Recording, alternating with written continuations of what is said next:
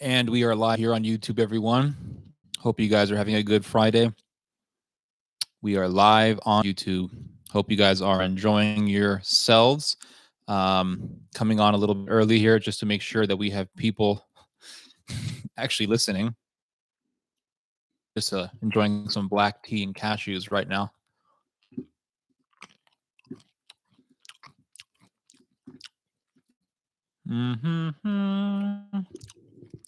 Gonna log in here on Facebook. I do my live stream up on Facebook. Maybe one day I'll do a live stream from Instagram, but I'll probably have to show like some chickens running around or something.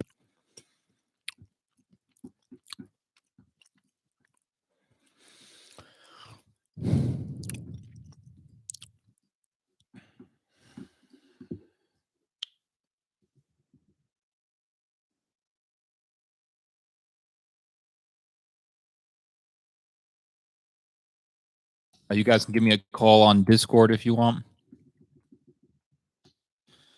I'll put the link on the chat.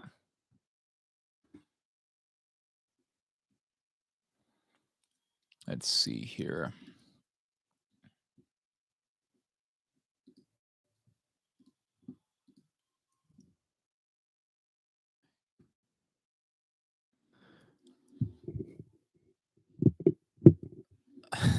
Someone's asking me about the Great Monarch. I get this question every week. I'll I don't know if I trust it. The whole thing about the Great Monarch. Somebody wants to convince me otherwise, give me a call. Call me on Discord, guys. I'm putting the link on the chat here.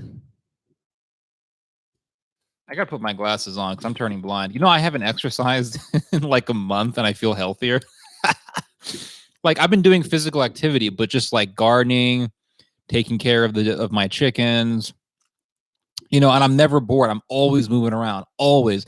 I never understand when people say I'm bored. Like, how can you be bored? I'm always like gardening, reading, writing, watching my birds. I love my birds. They're my children. My little birds are my kids. I just love chickens. When I first got birds, I remember I got them as little baby chicks, and they were so adorable. But now they're still cute, even though they're fully grown adults, and they're they fight each other. Actually, sometimes I have to split them up. Enjoying some black tea. It's one of those loose leaf black teas. You get in the bag with the Russian writing on it, supposedly from Russia, but it's like imported. Well, actually, it's like distributed from California or something. But I have not been exercising. I used to do a lot of exercise. I stopped, and I feel a lot better. I don't know. I see these guys on YouTube who are like, not on YouTube, but they're mainly on Instagram, and I wake up every morning, 4 a.m, 4 a.m. every single day.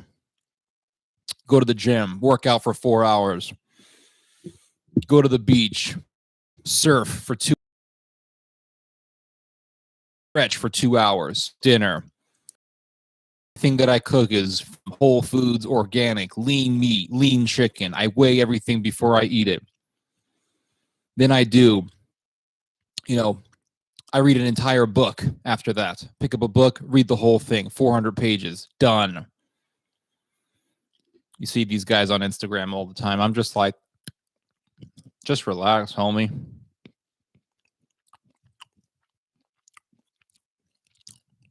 You're in Toronto? Do you enjoy living in Canada? Because I went to Canada back in 2014. And Canada kind of reminds me of England.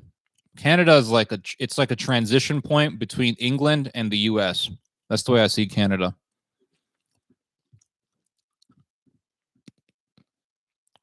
Poor inner life. What's bergamot? What's that? What's bergamot? I don't get it. But yeah, like I stopped exercising. I just feel a hell of a lot better. Hell of a lot better. I'm doing physical activity, gardening, chickens, cooking. Cooking is a workout. Seriously. You know this nonsense about a fat chef? There's a stereotype about chefs. Hello, Mr. Branco from Australia.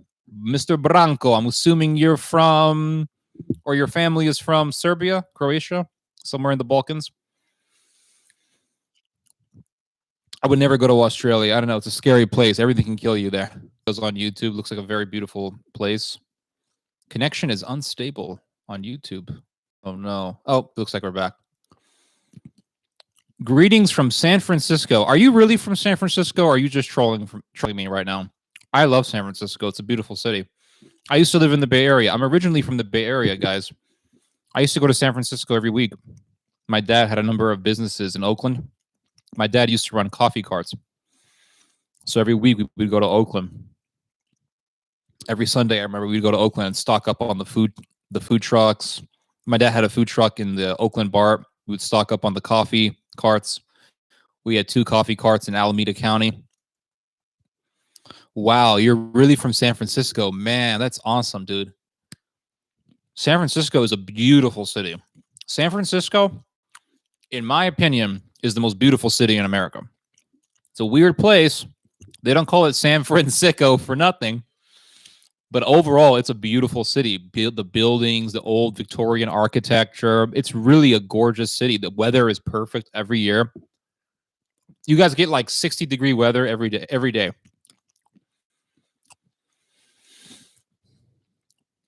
Earl Grey. Oh, yes. Bergamot, yes. Okay. I see what you're saying now.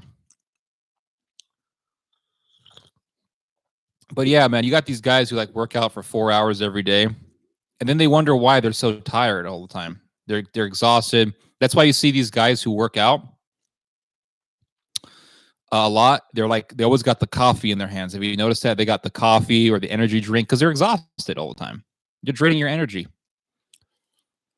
I used to listen to Michael Savage every day after school. You know, I grew up in California, a very left-wing region of California, which, you know, the whole most of the country is left-wing. There are certain pockets that are very conservative in California, but I lived in an area that was very left-wing. And, you know, I used to hear all sorts of crazy stuff from the teachers. The white man did this. The evil Christians did that. I used to hear all the crazy stuff, all the all the SJW stuff you guys keep talking about, all the SJW BS that you see on YouTube. I was seeing it before it even became mainstream. All the crazy stuff, anti-white, anti-Christian, anti-everything good. These people are.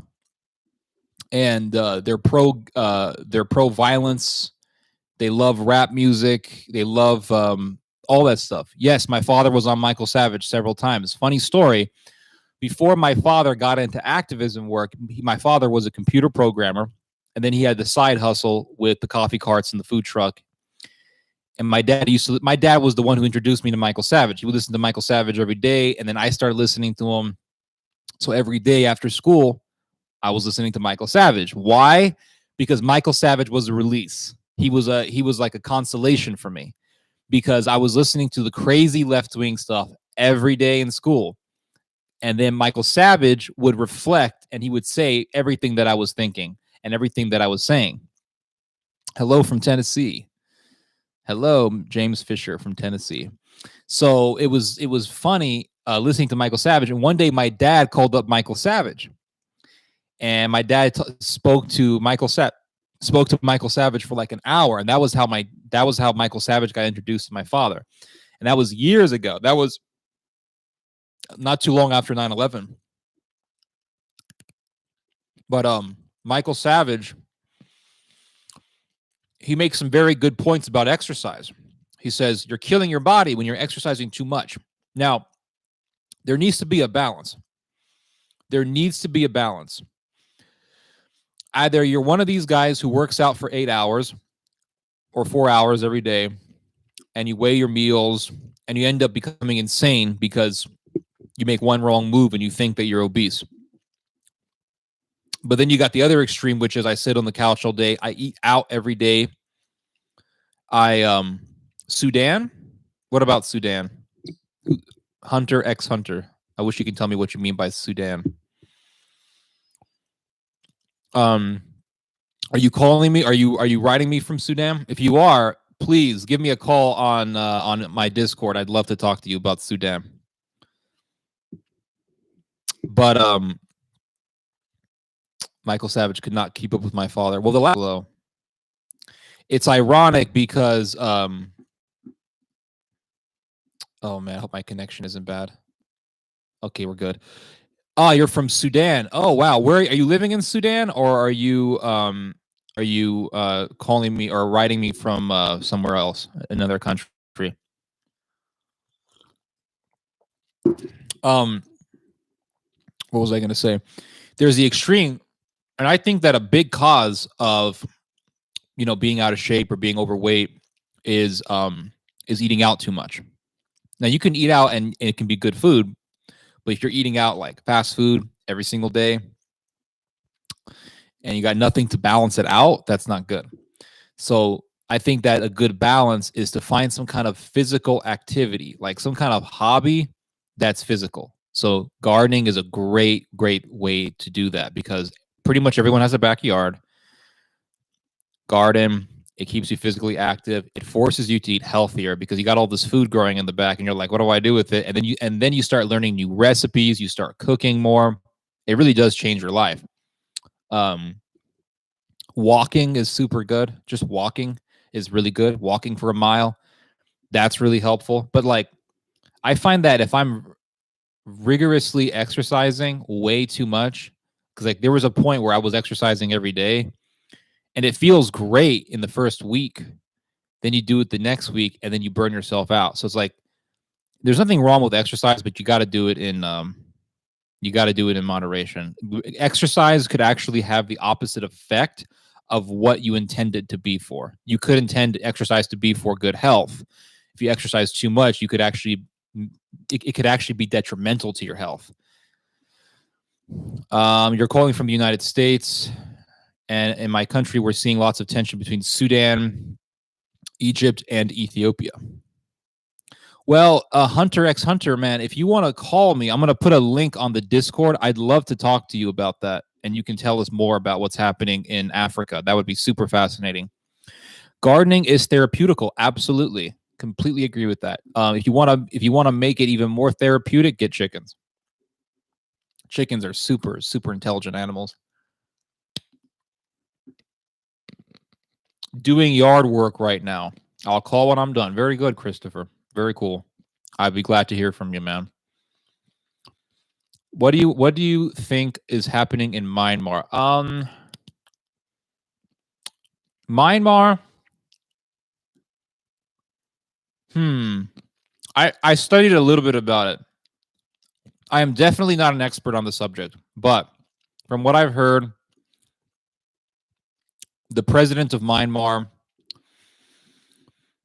she was basically supporting a violent policy against the Rohingya Muslims, the Muslim population in Myanmar. I forgot what it was called. And they found out that she had some walkie-talkies in her house, like 4 walkie-talkies. And for some reason, that was a huge deal, I guess, because they were afraid that she was doing some kind of communication in the background that she wasn't supposed to be doing. Military did a coup.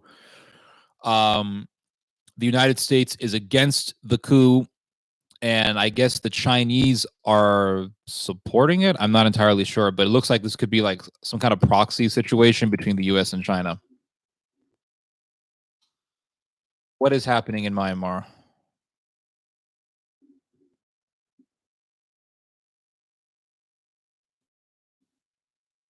Yeah, New York Times has a piece here on how it's a geopolitical struggle. I'm going to take a look at this article, but I'm going to look at some of your questions at the same time. When I came to America and saw people went out to eat for breakfast, I was shocked. So you're from Poland. So people in Poland, they don't eat out a lot, or how does it work? Okay. Rohingya Muslims. Gotcha.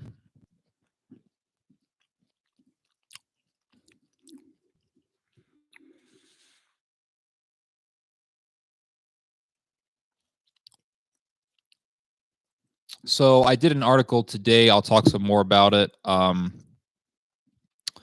Again, if you guys want to call me, I'm gonna keep putting this link in the description just to remind you guys that hey, I'm open for calls, because what makes this fun, what makes live streaming fun, is having to talk to you guys. To me, that's a lot of fun. Last week was pretty good. I spoke to some guy in Finland, and then I spoke to another guy who was in Malta, and that was pretty fascinating. And then I spoke to from Alabama, and there was a couple of other people there, and very, very fascinating. Not for breakfast. Okay.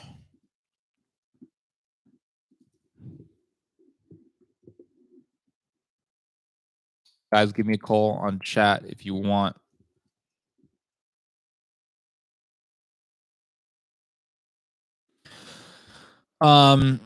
So let's see what the New York Times has to say about this. So it says here, less than 3 weeks before Myanmar's military overthrew its elected government, China's foreign minister, Wang Yi, made a hastily scheduled visit to the country and heaped praise on its generals. Isn't it interesting? Every time something big like this happens, you always read in the news, well, 4 weeks ago, this happened, and like the thing about it is that when things like this do happen, no one really sees it as a foreshadowing event of anything, but then it actually is.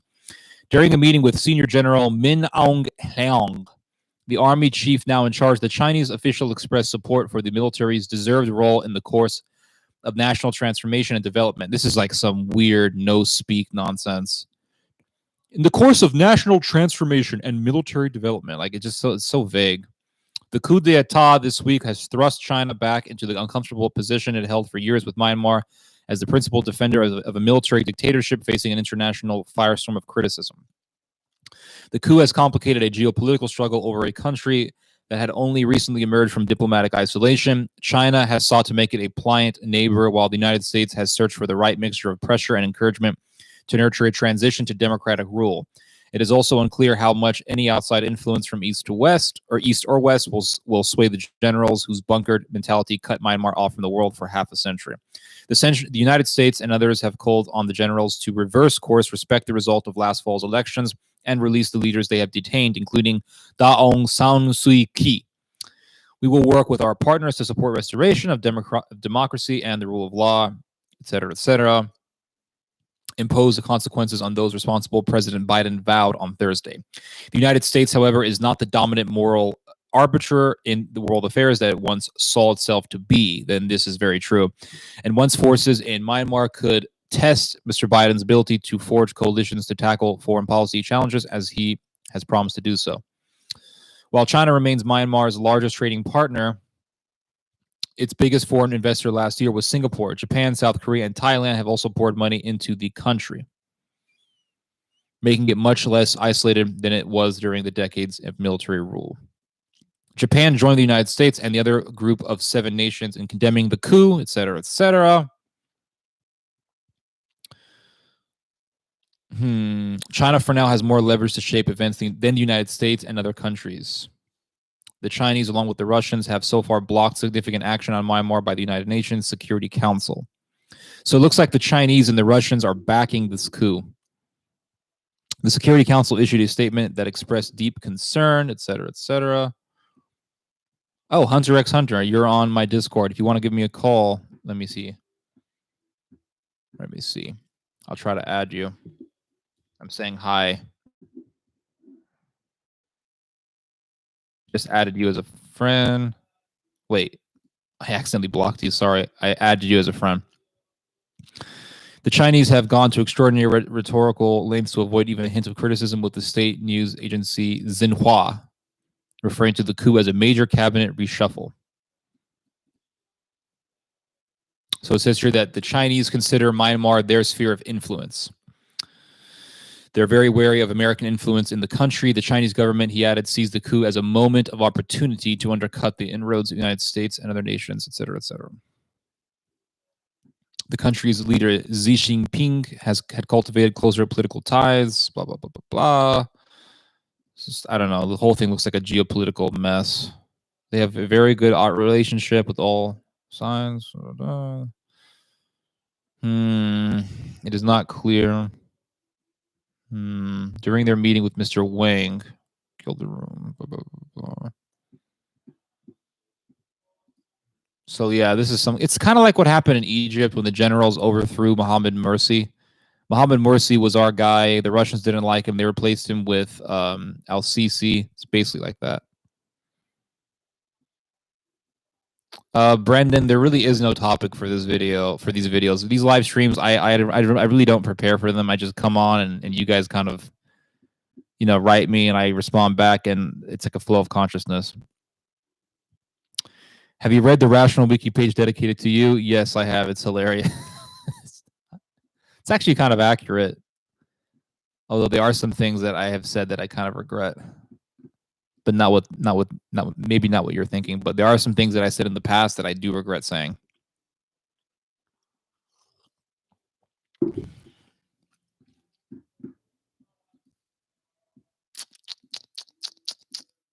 Let's see, what else do we have?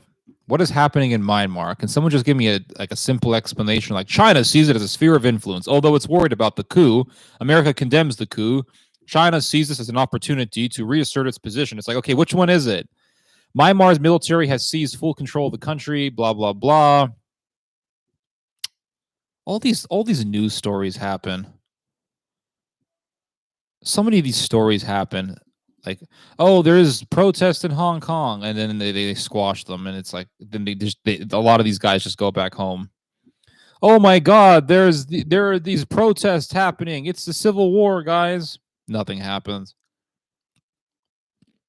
So much of stuff that goes on.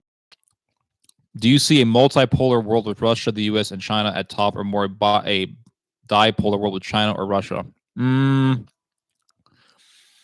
I think in the future we're going to have more of a multipolar world because the United States is gradually isolating itself, which is going to give space to other powerful countries to reassert their position. Russia, the Chinese, the Germans, the Japanese, all these countries are going to start vying for influence.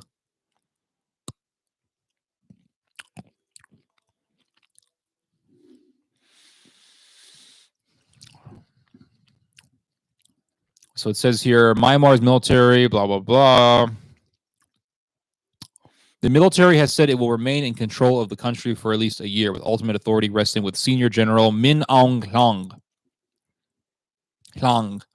It's unclear. I wish someone who speaks like this language could tell me how to pronounce these names, because I'll try to pronounce them as best as I can, and then someone's like, Ted, the L is silent, and the A is actually a Y sound, so it's actually Hyung. You're saying it wrong. How the hell am I supposed to know? It's unclear what will happen after 12 months, though some suspect the military will stay in charge beyond that. Myanmar has gone back and forth between military and civilian leadership since 1948. Okay, so this is an ongoing thing. Like, this has been happening for decades.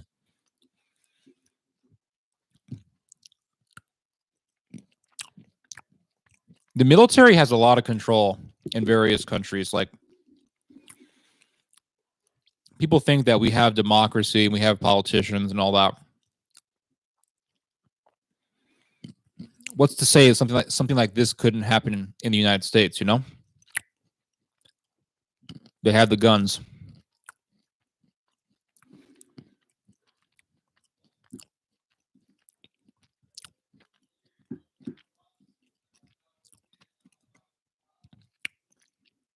Seems the U.S. is reenacting Gibbon's rise and fall of the Roman Empire. Wars, barbarian invasions, debasing of the currency. I could see wars, Iraq, Afghanistan. I can see the debasing of the currency, disease, military contraction. Where are the barbarian invasions? Who's invading the U.S.? Please don't tell me Guatemalans.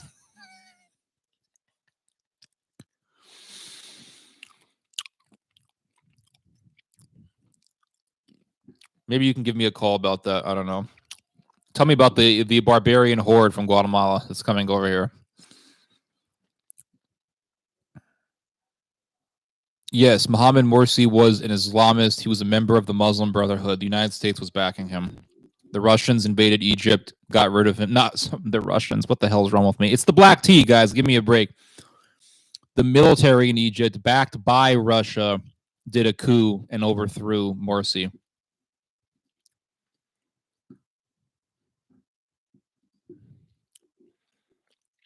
Oh, I see. So this is interesting.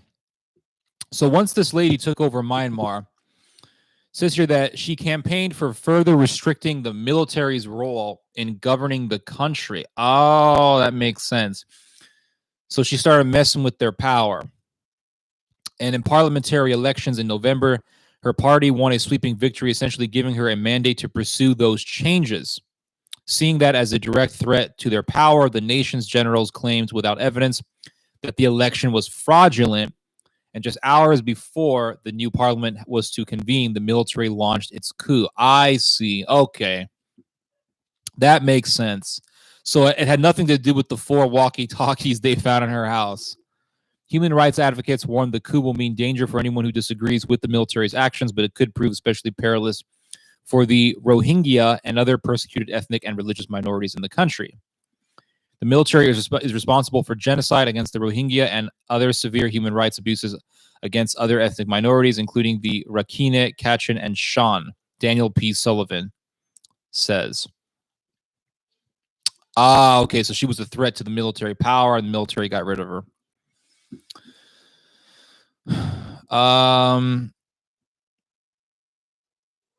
Okay, I knew it. I knew you were going to say it, Juan. The barbarians are the Latin Americans.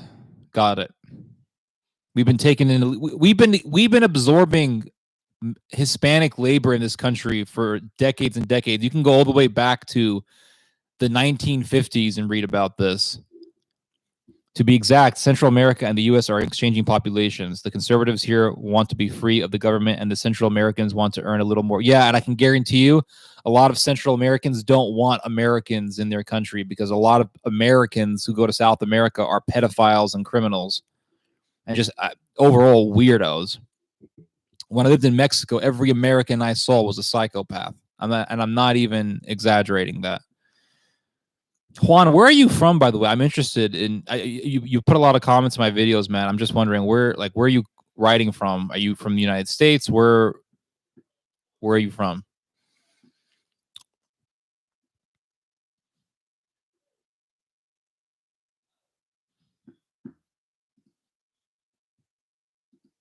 Yes.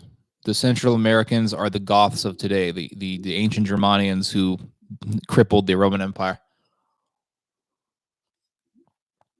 I don't know if I can accept that analogy.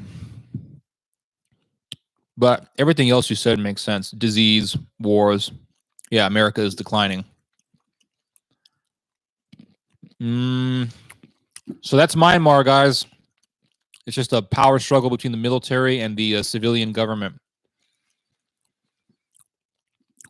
What else is happening around the world?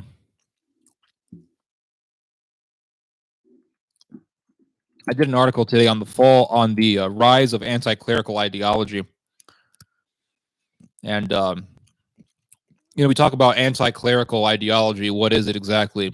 Anti-clerical ideology. Basically, it's a bunch of people who say the church has too much power, it's too wealthy. Let's overthrow it. Let's replace it with something else. Let's have the government control the church, et cetera, et cetera. A lot of this sort of thing was very popular in France in the 18th century. It was popular amongst the communists who want to control the church. It's popular in China, where you have government-sanctioned churches. It was popular in Mexico under the Caius regime. And a lot of this stuff began in the 14th century with writers like Marsilius of Padua and William of Ockham. And Ockham basically taught that the people have a right to kill the Pope if he is corrupt. He went that far. He said that the church should be subordinate to the state, and Marsilius of Padua taught the same thing. So a lot of the weird stuff you read about when you peruse books on the French Revolution, a lot of that stuff goes all the way back to the 1300s. Somebody asked me about the Machiavelli's The Prince. Yes, I have read numerous parts of Machiavelli's The Prince. I would say that The Prince is another book that was a stepping stone towards what we saw in the 18th century and what we still see today. And that is the idea that it's really a cynical perspective on life. Basically, nothing is done for a righteous cause. Nothing is done for a noble cause. Machiavelli went so far as to say that the reason why Moses led the children of Israel out of Egypt was because he saw the suffering of the Hebrews as an opportunity to take power. So it's this cynicism that Machiavelli was promoting, and this idea that everything is done for a material gain. And Machiavelli saw religion as important, but only for the purpose of controlling the masses. He didn't see religion for as having any other use at all. Mexico is getting tons of Canadians, Americans, and Europeans. Yes, I know this already, man. I used to live in Mexico. I used to see them all the time. What's your opinion on minarchism? I don't even know what that is. I have to Google it. Ted, why are you so sure about Turkey becoming a superpower? Turkey is mostly a third world country with very backwards industry and infrastructure. I can understand becoming a regional power. Turkey is a regional power. Turkey is the second most armed country in NATO. They're not exactly backwards.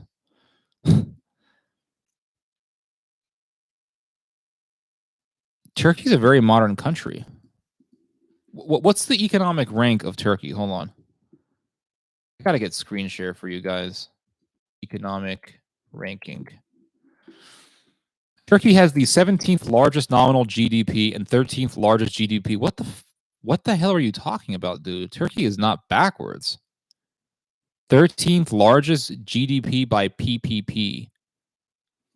Okay, I'm not an economist. I don't know. I don't know jack about this stuff. PPP, what does that mean? Purchasing power. Okay, got it. So purchasing power parity is a measurement of prices in different countries that uses the prices of specific goods to compare the absolute purchasing power of the country's currencies. Okay, so Turkey is not backwards. There's hundreds of countries out there. If you have the 13th largest, 17th largest economy, that's pretty damn good. In 2020, it was ranked the 20th biggest economy in the world. So no, Turkey is not backwards at all. Second most armed country in NATO. That's nothing insignificant.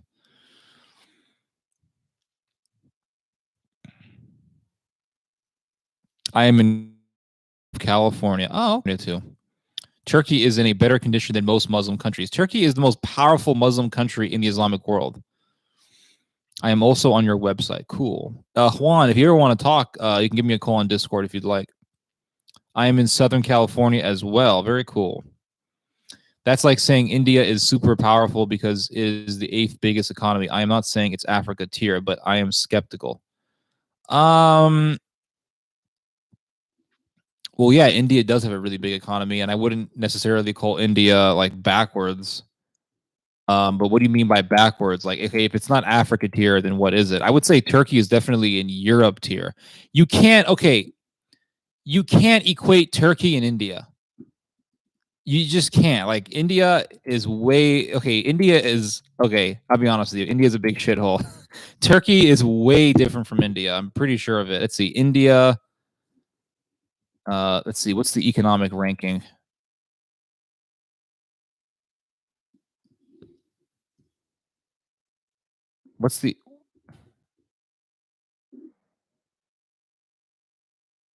Hold on. Economy ranking. 5th largest economy. Yeah, but I'm pretty sure that money is concentrated to like a small population.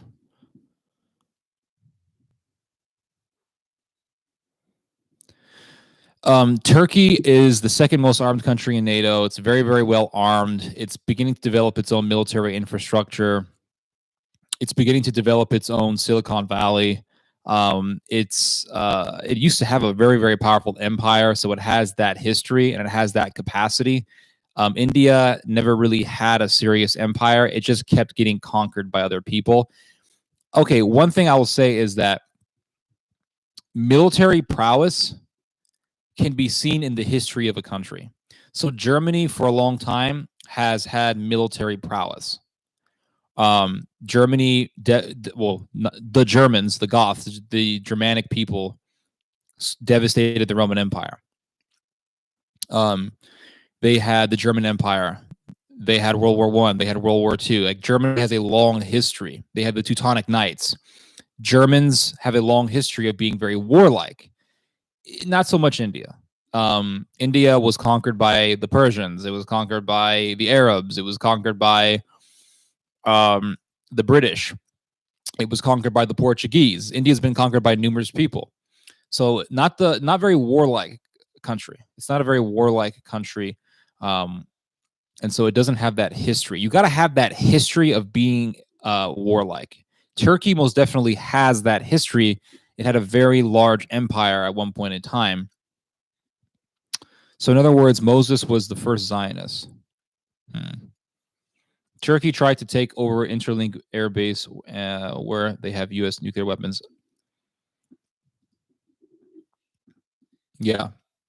India is not the second most armed country in NATO. Turkey is. So Turkey is very significant. Plus, the United States is enabling Turkey to advance itself. India is most definitely. My internet is just, hold on. I gotta wait for my internet to go back up. Oh, India is probably not as powerful as they may like to think.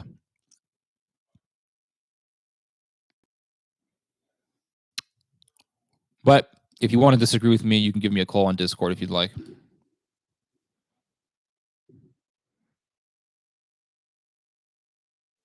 Yeah, I know. Yeah, Xinjiang, yes. Many Uyghurs go to Turkey. Many Central Asians go to Turkey to study and to get jobs.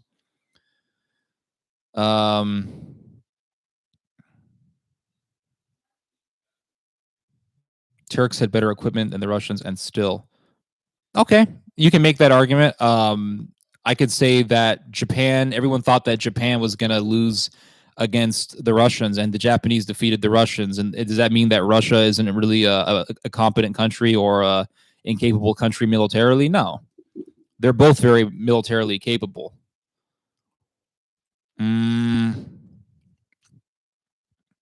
Russia is most definitely better at fighting than Turkey. I agree. I've said it many times that Russia wins the wars against the Turks. Absolutely.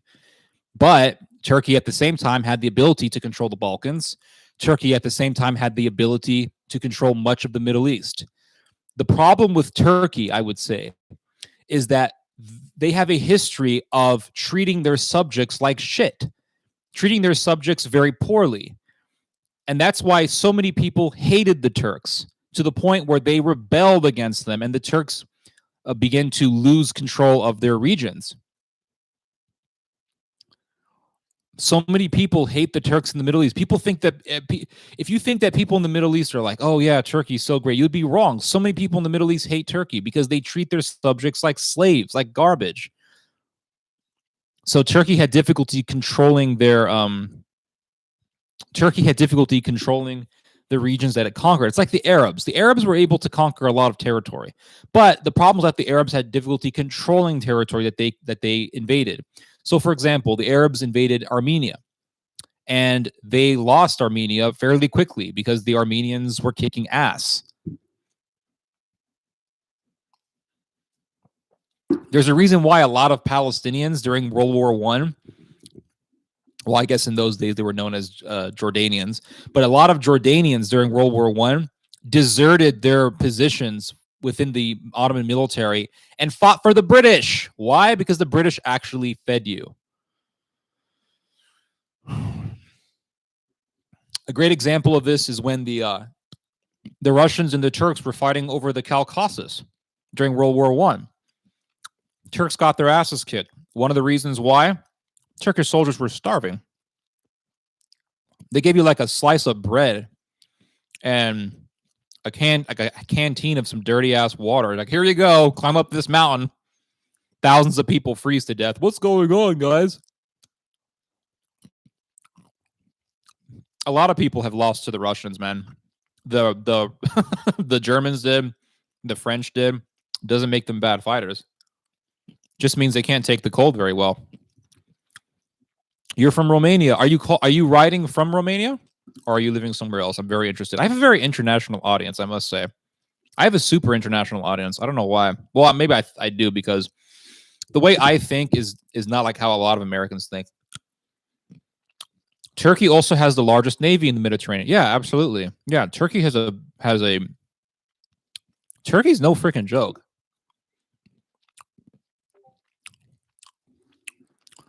Okay, somebody just called me. Let's answer this call. Hello, hello. Hello? Hello. Oh, yes. Is Ted there? This is me. Hey, how's it going? I wanted to comment on how, well, I hope I got a good reception this time. Yeah, you're better.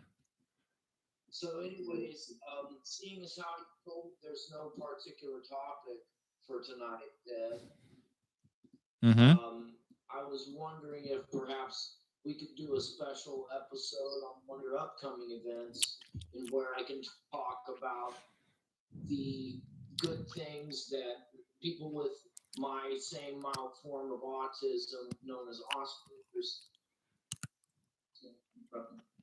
All right, that's good to know, Ted.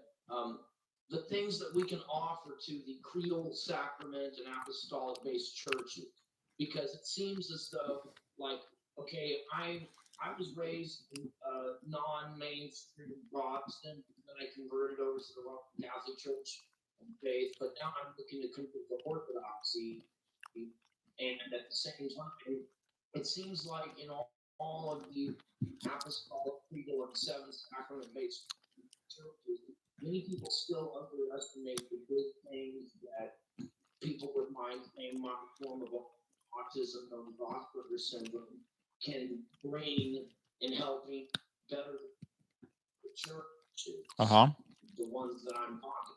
So what is it? So tell me.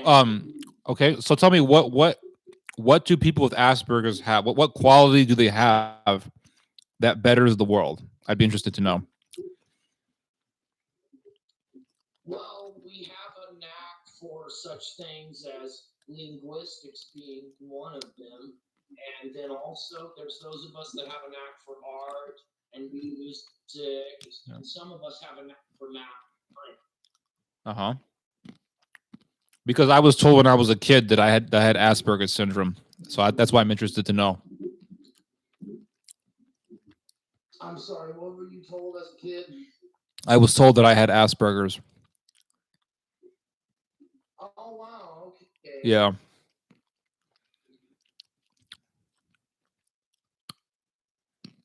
So maybe you can tell me.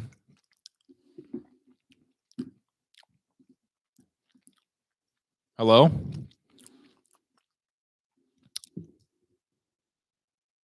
Hello?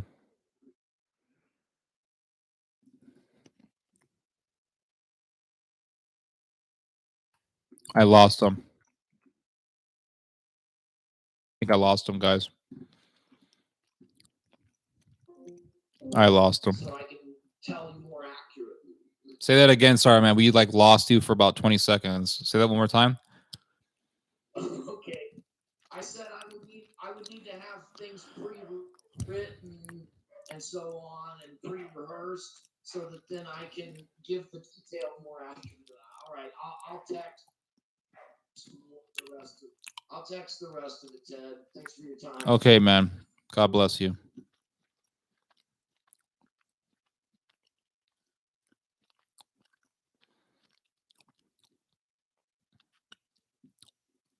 Okay. Here in Romania, for example, we don't see France as a superpower. We see it mainly as a touristy country where a lot of prostitutes go. Yeah, that's true. I heard a lot of Russian prostitutes go over there as well. I mean, there's a lot of sex trafficking that goes on. I saw the movie Taken, man.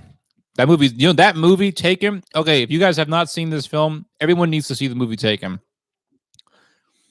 That movie is so scarily accurate.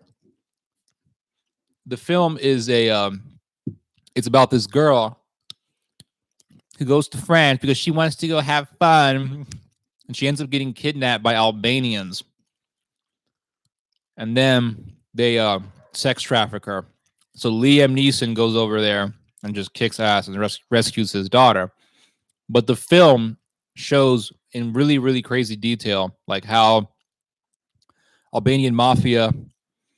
Yeah, I know you were referring to Turkey, but I'm just saying that it reminds me of Taken, because in the movie Taken, he's dealing with Albanians. But if you read about the sex trafficking that goes on in Eastern Europe, a lot of it has routes into Turkey. A lot of prostitutes are brought into Turkey and Israel and Saudi Arabia and the United States. Speaking of Romania, I will tell you guys a fascinating story. Years ago, I went to the mall and I saw, you know how when you go to the mall, well, COVID is here, so people aren't going to malls, but like before COVID, when you went to the mall, there were all these like super cheap little shops. They weren't even shops. They were like these stands where they would sell T-shirts and stuff. And you see these places in malls, right? And they're selling like vapors, and they're selling T-shirts, or they're selling like bracelets, stuff that you would never really use. And every time you see these shops, it's always ran by foreigners, people speaking Arabic, usually Egyptians, people speaking Hebrew, people from Israel, people speaking Russian, Ukrainian. Well, I was interested in these shops because every time I would pass by them, I'm like, man, they're always speaking a different language: Hebrew, Arabic, some kind of Eastern European language. So one day I start talking to one of the ladies in this cart, and I said, and she had a very strong accent. And I said, where are you from? She said she's from Romania. And I was like, really? What brought you here to the US? And she said, well, I'm here to work. I'm here to work. And she said, I don't even have time to go to sleep sometimes. She said, I work from early in the morning and I don't get home till midnight. And I'm like, what the hell is going on here? And I think that these people are being trafficked to work in these stands, or they're being extorted or exploited to work for mafia so that they can get enough money to like support their families back in Romania. Because what she told me is that she's planning on going back to the United States. Can you give me your opinion on the serpent seed teaching? My friend, could you please explain to me what the serpent seed teaching is? I have no idea. Yeah, I think because she said that she was going to stay in the U.S. for 9 months and then go back to Romania. So I'm thinking there's some mafia going on behind this. And you see a lot of people speaking Hebrew, and it's like, well, and I remember talking to some of these Israelis, and I said, where are you guys from? And they said, oh, we're from Israel. And I said, what? I said, what brings you guys here? And they didn't want to talk to me. They literally didn't. They just said they didn't say anything. They did not want to talk to me. So I think that there's mafia going on, there's trafficking going on, and there's some slavery taking place. I don't know why the hell we allow these shops to even exist in these malls. No one even buys anything from them anyway. And they sell garbage. They sell vapors and stuff. They need to just get rid of them because a lot of this stuff is just mafia. But I read a really horrifying story last week that really disturbed me. It was about a girl from Moldova who was sex trafficked. Hold on. Missed the message? Oh, somebody's arguing on my Discord. Okay, they're arguing about the Machiavelli's The Prince. So I read this story by this girl who was sex trafficked, and she was sex trafficked. She was sex trafficked in Turkey. She was sex trafficked in Israel and some other places. The UK, she was trafficked there as well.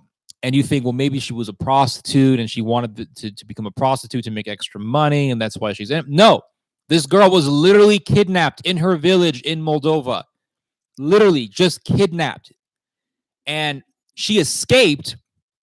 She went back to her village in Moldova. They tracked her down in her village, hung her from a tree, and they pulled one of her teeth out. And they said, don't you ever do this again. she managed to escape again, and then she was like, I am out of here. And she ended up going to the UK, and she went to the authorities, and she told the authorities who was running the sex trafficking networks in the UK. The British did a bust on some of these places, and it was all ran by Albanians. Turkey wants to build themselves as an alternative power in the Mediterranean Sea. Yes, absolutely. You have a small U.S. audience because you are not a conservative or a liberal. You hit both sides. Yeah, I think you're right about that. The problem with the problem with the United States is that we have a very black and white way of thinking when it comes to politics. If I, in America, say, there's a lot of craziness happening in the world, depending on who I'm talking to, I'm going to get one of two different answers. I'm going to get either, yeah, man, SJWs are ruining the country. The media, man, MSN ruining the country. Or I'm going to get conservatives are ruining America, man. They're going to make us into another Afghanistan. You get either one of those two opinions, depending on who you're talking to. If I say the conservatives are going to bring us to disaster because they're extremely nationalistic, they can be very nationalistic, and they are enabling anti-immigrant sentiment and racism, and some of them are just pure eugenists. If I say that, then I have to hear, well, you must be a left-winger. If I say lefties are also promoting a different form of eugenics, but they're doing it through CRISPR, they're doing it through abortion, they're doing it through other things, and then they're promoting socialism, and they're actually promoting communism, I have to hear about how, oh, you must be one of those fascists, or you must be a retard or something. What I like to do is I like to free myself from being stuck in one of those sides. I like to free myself from that. So if I see Joe Biden doing something good, I'm going to acknowledge it. If I see Joe Biden doing something bad, I'm going to acknowledge it. If I see conservatives doing something bad, I will acknowledge it.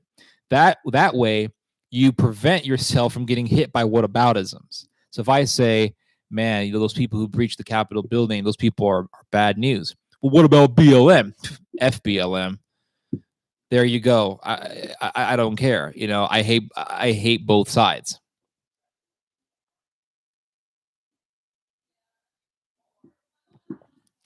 I bet Ukraine gives Moldova a run for its money. But the people on Amrin just prefer white immigration no matter what crappy country they come from. Okay, you guys are arguing about the prince.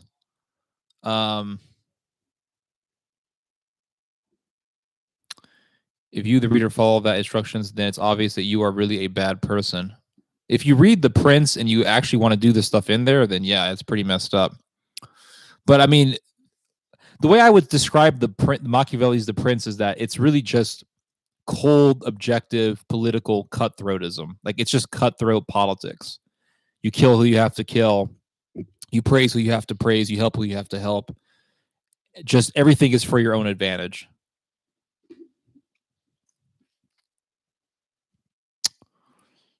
But before Turkey moves any further, they have to weaken countries such as Egypt and Saudi Arabia. Yep, the Turks have to get rid of the Saudis. They hate the Saudis. Turks don't like Arabs. Turks do not like Arabs, guys. There's a lot of racism in Turkey against other Middle Eastern people. There was a funny situation in Moldova where a Japanese ambassador who spoke fluent Romanian visited a local city, and the mayor couldn't speak Romanian, so he had a translator with him. LMA. That is pretty funny. But anyway, yes. When we talk about the whole thing, the whole reality of being stuck in a political paradigm, you have to escape yourself from it. One thing I notice about other countries, for example, is that other people in different countries love to talk about geopolitics. They love to talk about, the Nazis are rising again, or the communists are rising again. One thing I like about talking to Polish people is that Polish people hate the communist and they hate the fascist. Some other people in Europe, they like either or. Some people, you'll see some people in Serbia who kind of have an admiration for Stalin. You see some people in Croatia who have an admiration for the Ustashi, the Croatian Nazis.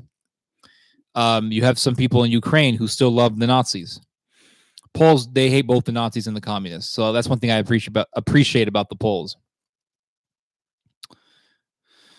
Yes, absolutely. Turkey supports the Muslim Brotherhood. At one point in time, Syria was actually a central headquarters for the Muslim Brotherhood. And there was a city in Serbia. It was called Hama. It's still there. And it was actually the central hub for the Muslim Brotherhood. And back in the 1980s, there was a mini civil war that broke out in Syria between the military and the Muslim Brotherhood. And there was some crazy urban fighting that broke out in the middle of that city. And there were people, the people in Hama, the Muslim Brotherhood in Hama, they tried to start a revolution within Syria. It was like Children of Men. If you haven't seen that movie, you need to watch that movie, okay? Children of Men is a masterpiece. Last week I did a video on my favorite movies. I haven't completed it yet because I want to add other videos to it, and it just takes freaking forever. So I haven't finished it yet, but I will. But Children of Men, you have to see Children of Men.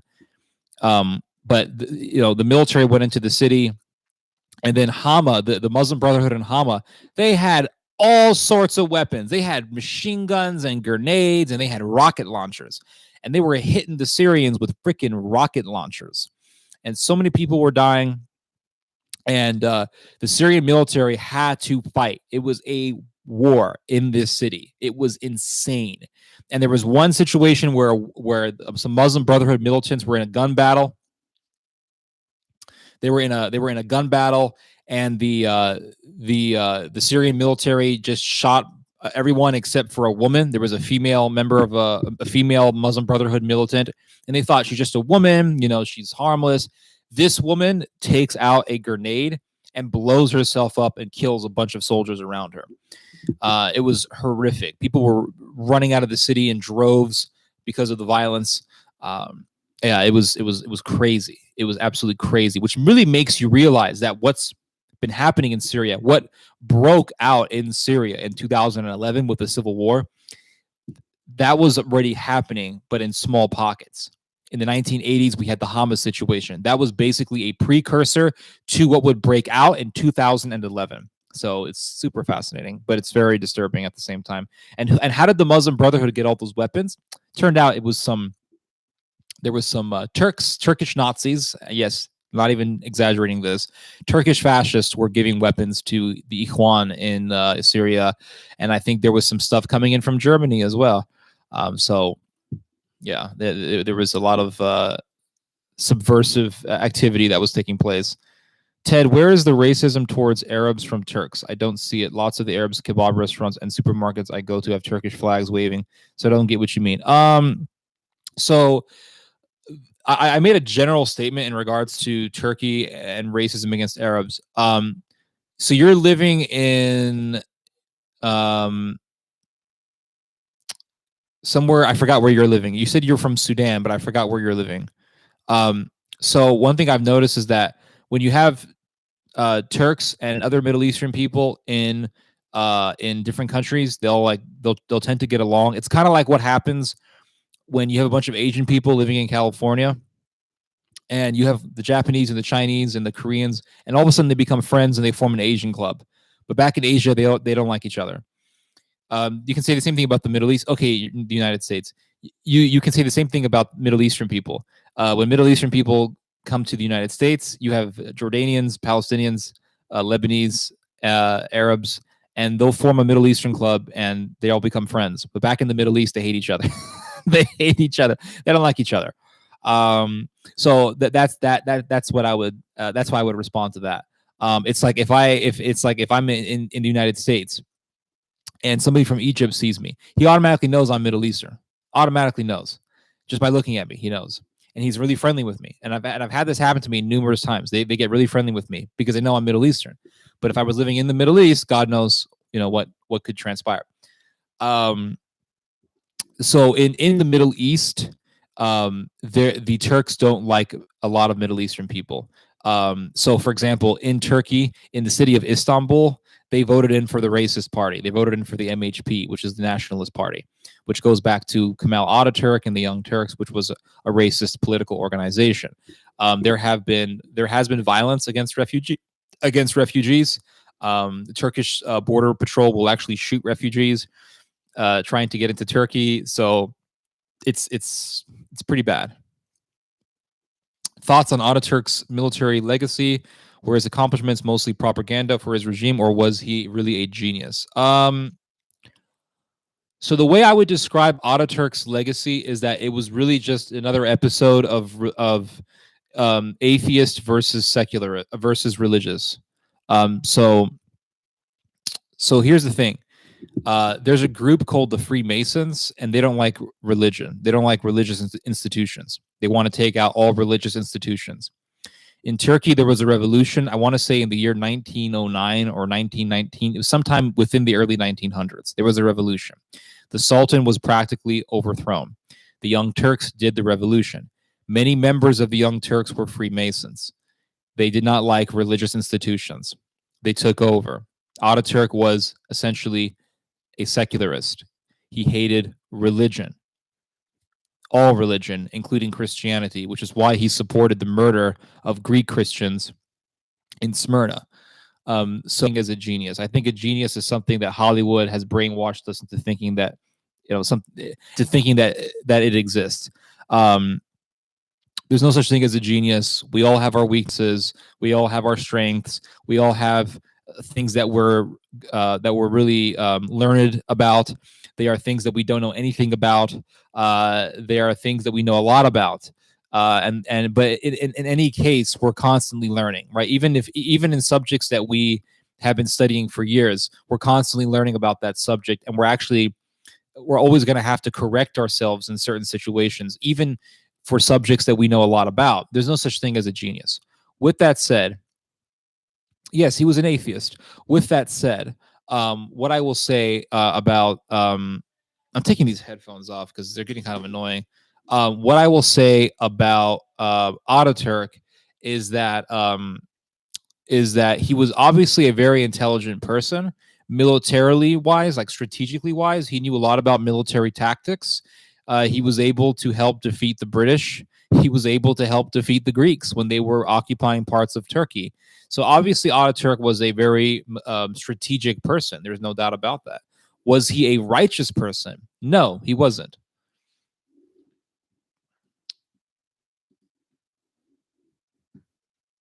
Children of Men, great movie. Yes. Oh my God. I remember hearing about Children of Men years ago when it came out, and I thought, well, that movie sounds so boring. And then I watched it, and I was like, oh my God, why didn't I see this film years ago when it came out? Such a good movie. Children of Men, masterpiece of a movie. Great acting, the filmography, the cinematography, everything in this movie was great. Brazilian Jiu-Jitsu. What about Brazilian Jiu-Jitsu? How many hours a day do you spend reading? Usually about an hour. I try to get in. Sometimes more if I'm lucky, but usually I try to get in about an hour of reading. But I also do a lot of articles. I read a lot of articles, so that's also reading. But as far as books goes, I try to get in about an hour.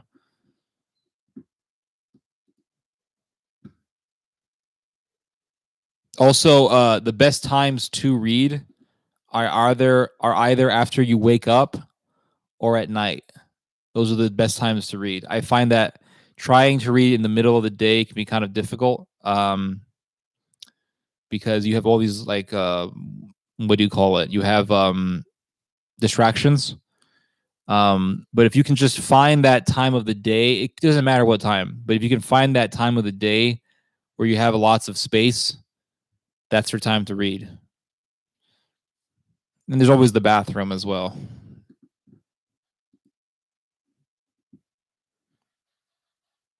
Because by their definition, Ataturk was the man that gives the finger to both the West and the conservatives. Yes, yes. Well, the thing about the Young Turks in Turkey is that they were trying to find a perfect synthesis between the West and the East. So they were trying to take They were trying to take their Eastern philosophy, right, their Eastern mentality, which consisted of Islam and their Turkish culture, with Western technology. So they saw the West, and this is one thing that they hated about the East. What they didn't like about the East was that it was refusing to adapt to Western technology.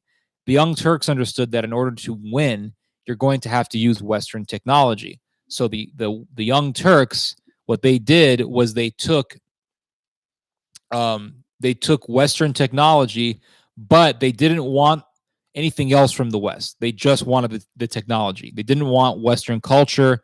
They didn't want Christianity. They just wanted the technology. And also, they began to absorb some philosophies that came from the West, namely Darwinism and positivism. And they took positivism, which is really like positivism is basically moral relativism, or the idea that humanity evolves intellectually. So we start out with religion, but then we go on into philosophy, and then the next stage, I guess, is having sex with robots. But positivism is pretty much that. The Turks, they wanted to adopt these ideas. Darwinism was something that they liked a lot because it gave them the ability to promote the idea of Turkish racialism, pan-Turanianism. This is the reason why the Young Turks admired Japan a lot, because Japan was the perfect example of a country that absorbed Western technology, but at the same time retained its Easternness. And that's what the Turks wanted. They wanted that perfect synthesis between the West and the East. Like not even Stalin didn't have such a success with his cult of personality like Ataturk. Yes, well, that's because Ataturk didn't butcher tens of millions of people. The Masonic Order tried destroying the image of Our Lady of Guadalupe. Yeah, in Mexico, yeah, absolutely. The Masons are evil. To hell with those guys. Ataturk died before he became full tyrant, so yeah, they only see the good side of him. Oh, that makes sense. Hi, Theodore. I don't remember if you have talked about this, but Japan ended the eugenics policies in 1996. To think that it ended in 25 years ago. Yes, absolutely. Japan had a policy where they were sterilizing retarded people, and they ended it in the 1990s. So that tells me a lot about Japan. There was a Japanese guy who was ruling Peru, and they had a eugenic policy that was being done in Peru by this Japanese guy, and that was very recent. So yes, and the fact that Japan still doesn't really seriously acknowledge what the atrocities that it committed in China and other Asian countries that it conquered, the fact that you have major politicians that deny the fact that women were raped in mass by the Japanese imperial military, that's pretty crazy. Yes, Japan and Turkey have a lot in common in that regard. They both want that Western technology. They want to retain Easternness. They both deny atrocities that they committed. They're similar in that regard. The Young Turks, they, believe it or not, they address Turkey as the Japan of the Middle East. What do you think about Germany? I think Germany is going to eventually return back to being or back to trying to pursue global power. It's just inevitable. And the reason why I say it's inevitable is because Germany wants to control Europe. In order for it to control Europe, it's going to have to resist American power. And once you resist American power, you're in conflict.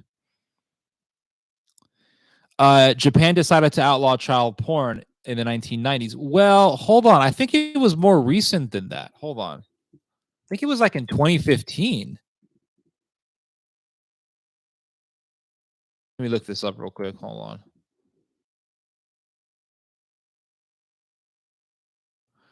Yeah, Japan outlaws possession of child pornography in 2014, my friend. It's not the 1990s, man. This is 2014 that Japan finally outlawed possessing child pornography. That's crazy. 2014, I was 24 years old at the time. Damn, that is crazy. Yeah, Japan is a sick country. Why do you say that about Japan? They have a beautiful country. I love I love anime. I love anime. I want my hentai. The difference is that Japan successfully adopted Western technology while the Turks, who literally had territory in Europe for hundreds of years, never adopted. Laughed my ass out. What a nation of losers. Okay. I would love to talk to you, Mr. Kovrig Theodore, because you sound like a very interesting person. Plus, you would be the third person that I've spoken to who's from Romania. Years ago, I met a guy from Romania, and he was a very funny person. Very funny person.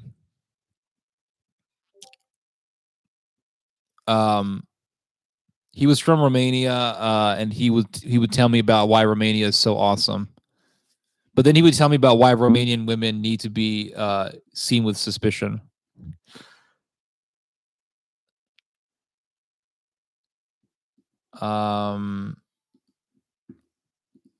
But I don't think that you're giving Turkey the credit they need. I don't have a microphone. I don't have Discord. Okay, no worries, man. Don't worry about it. It's okay. How is life in France, by the way? You're living in France. What's that like? Is France a cool place to live in, or would you not recommend people living there? I would love to know your opinion on that.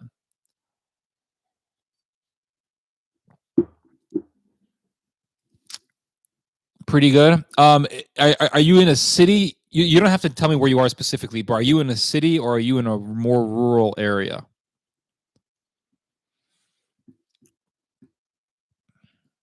One thing I've noticed about Eastern European people is that they love to stay up late. I've never seen.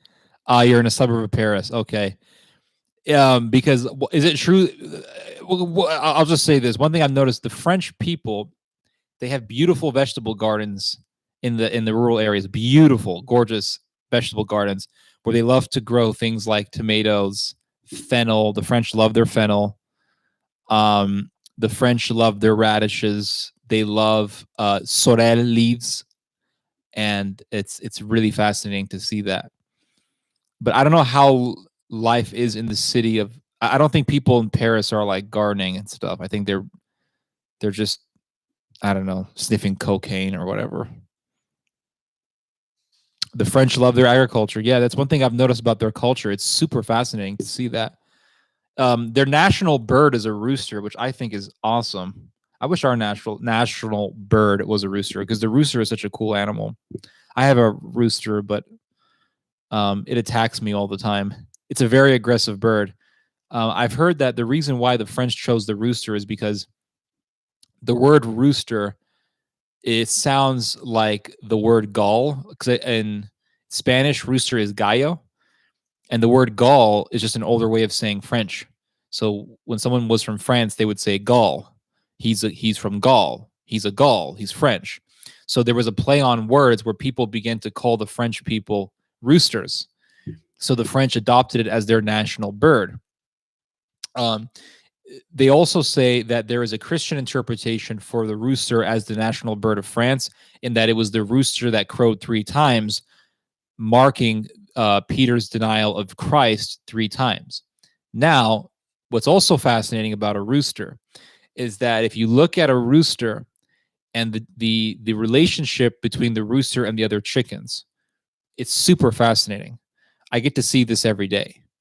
The rooster, alongside having, instant access to having sex with these roosters all day, or having sex with these chickens all day, the rooster will watch over the chickens. The roosters watch over the hens like a shepherd watches his flock. And if you ever see a rooster and how he deals with the hens, it's super fascinating. He will make sure constantly. That the chickens, the hens, aren't going too far. They're not getting too far away from the coop, because they have a coop, and the chickens all know that the coop is the fortress. The coop is where they're 100% safe. So when they feel in danger, the chickens are going to run to the coop. That's why it's actually pretty easy to herd chickens back to their coop. All you have to do is just follow them, and they'll kind of slowly gravitate to the coop. But even if you don't herd the chickens back to the coop, a rooster will basically do it for you once the sun starts to go down. Like once the sun starts to go down, a rooster will force or will herd his hens back to the coop. And it's really fascinating to see. The rooster will communicate with the hens, will say certain things to the hens, and if a hen isn't obeying, the rooster will get in front of that hen and kind of if she tries to walk past them, the rooster will get right up in her face and say something in chicken like burp, burp, burp, burp, burp, burp, and then the hen goes back. The rooster is a shepherd. It is one of the most, like, literally I can't even eat chicken anymore because I've noticed how super intelligent these birds are, and it's like you're killing a dog, and to see the way a rooster just guides his flock back to the coop it's beautiful. It really is. The way that the rooster talks to the hens, it's crazy. It's crazy. So I think that we can ask the question: why did Jesus choose the crow? Why did he choose the rooster when saying, Peter, when you hear the cock crow thrice, you will know that you have denied me 3 times? Why did he choose the rooster? And I think it's because the rooster is a shepherd, and Peter was supposed to be a shepherd. And I think that may tie into when Christ resurrected, he spoke with Peter and he said, Peter, do you love me?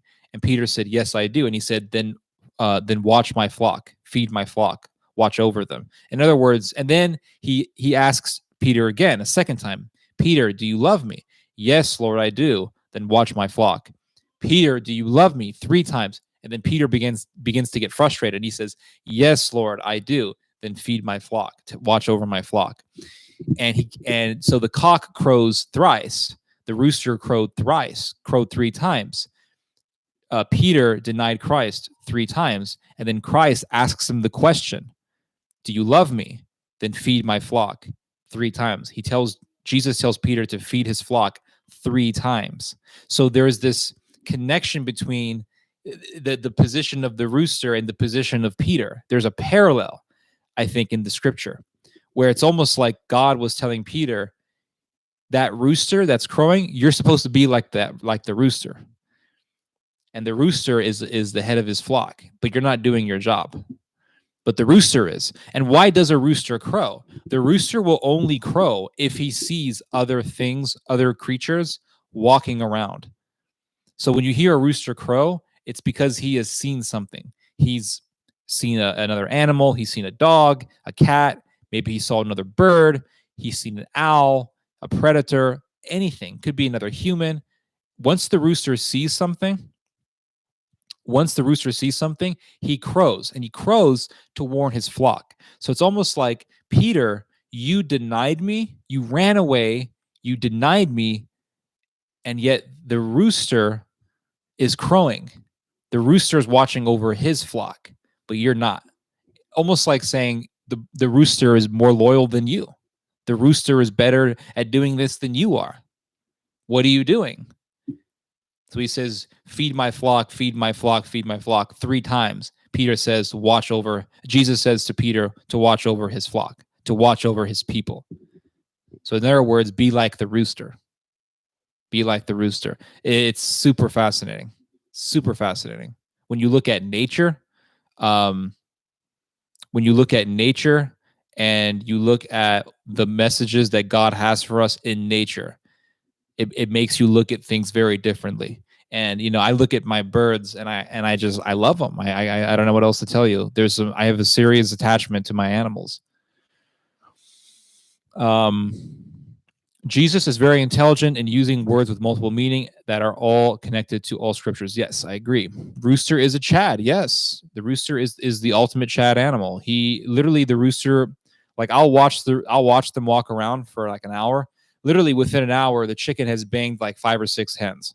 It's crazy how much sex this thing gets. Crazy. But I guess he deserves it because he's doing all the hard work. I'm having trouble. Hold on. Oh, back on Facebook. Yeah. So we've been here for about an hour. Also, Christianity is the only religion that promised resurrection of both body and soul. No other religion that have this end goals. Theo, how many languages do you speak? I speak English. I do speak some Spanish, but that's pretty much it.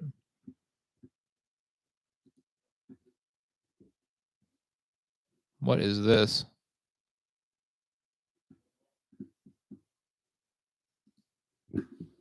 A Taylor just joined my Discord. A Taylor, if you want to call, then feel free to do so. But yeah, it's been an hour. I'll see if you guys want to talk on Discord or whatever.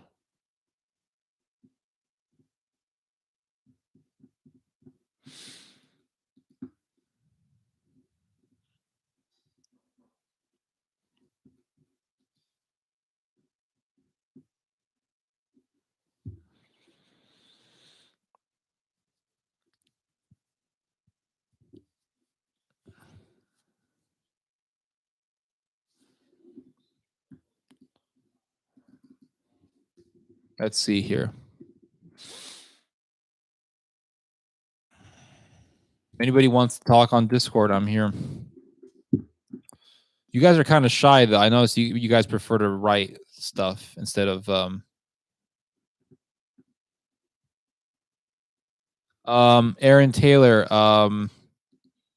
Let me try to. If it's not letting you, let me try to give you a call. Hold on. Hello, hello. I'm trying to give you a call, but you're not picking up. Hello, hello. Hello, hello. I'm trying to call you, but you're not picking up. Maybe it's just a bad signal on your part. I don't know.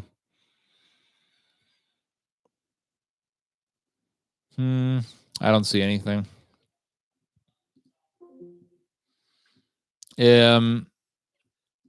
Try calling me. Maybe it's a signal issue. I'm not sure. I would love to call, but I don't know what questions to ask. It's fine. If you want to call and just talk, we can do that.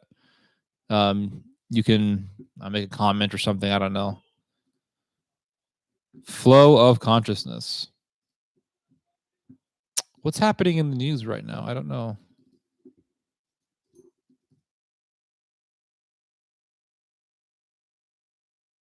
Turkey. Student protests grow as Turkey's young people turn against Erdogan. Oh, this is so good. The people hate Erdogan. Yeah, what political organization are these people tied to? Are they secularist? Are they Young Turks? People get way too overexcited about these types of things. They're like, because people, I noticed this with people. They'll say, "Well, Erdogan is an Islamist, so therefore everyone who's anti-Islamist are the good guys." And it's like, okay, what about the Young Turks? They were against the Islamists, they were secularists, and yet they butchered over 1 million Armenians.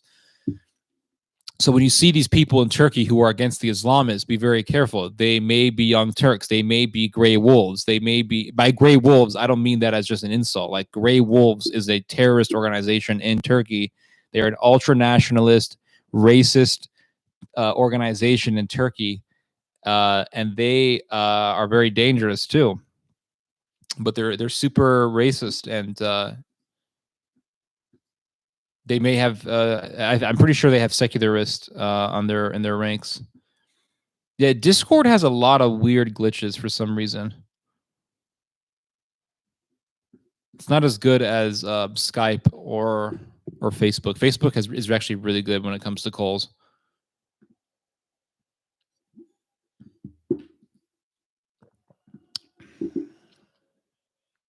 This tea is super good, by the way. This is oh, someone's calling me.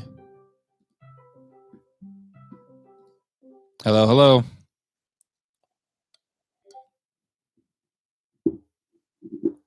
Hello. Hello, hello.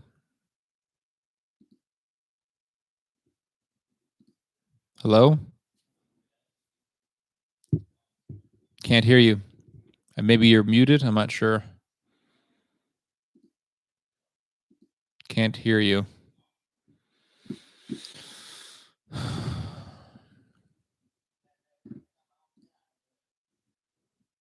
Thoughts on Varg Vikernes? Yeah, Varg Vikernes. He was a Norwegian terrorist who burned down a whole bunch of churches, and then he murdered one of his fellow band members. Guy is a psychopath. He went onto YouTube after getting out of prison and started promoting his weird form of well, it's all weird, but he began to promote paganism, and he began to promote Nazism, but in a very subtle way. You know, one thing that Varg Vikernes stressed a lot on was that is someone calling me? Hello? Hello, hello. There's a connection issue of some sort. Hello?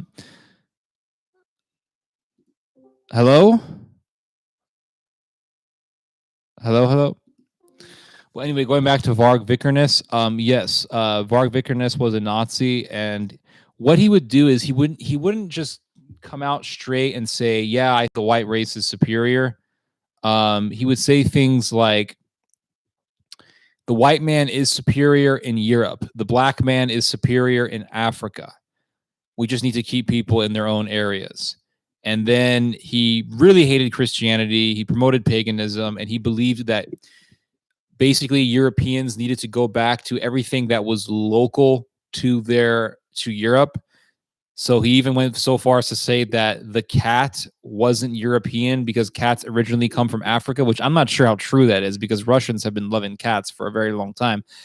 And then he said that Christianity is not European, therefore chuck it out. We need, and he was very absolutist when it came to his anti-Christianity. He even got into a I know there's some weird connection issues. I'm not entirely sure, but he even got into a spat with another nationalist. It was the Golden Boy from Sweden, because the Golden Boy said we could have allies who are Christian, and then Varg Vikernes was like, no, we should have no Christian allies. Keep it purely pagan because Christians are the enemy. So yes, he was a hardcore Nazi who hated Christianity and loved paganism. Let's see here. He has a lot of friends and admirers on Twitter, even among some trad Catholics. Yeah, but the trad Catholics who would follow Vikernes, they're either evil or they're just very, very naive because Varg Vikernes hates them. He is openly racist. Yes, he is. He's openly racist, absolutely. But he will not say things like, go kill the non-whites. He will just say everyone is superior within their own country, so let's just keep it that way.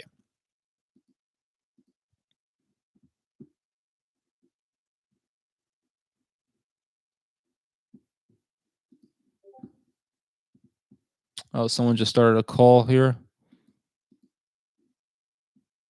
I'll try to give him a call back.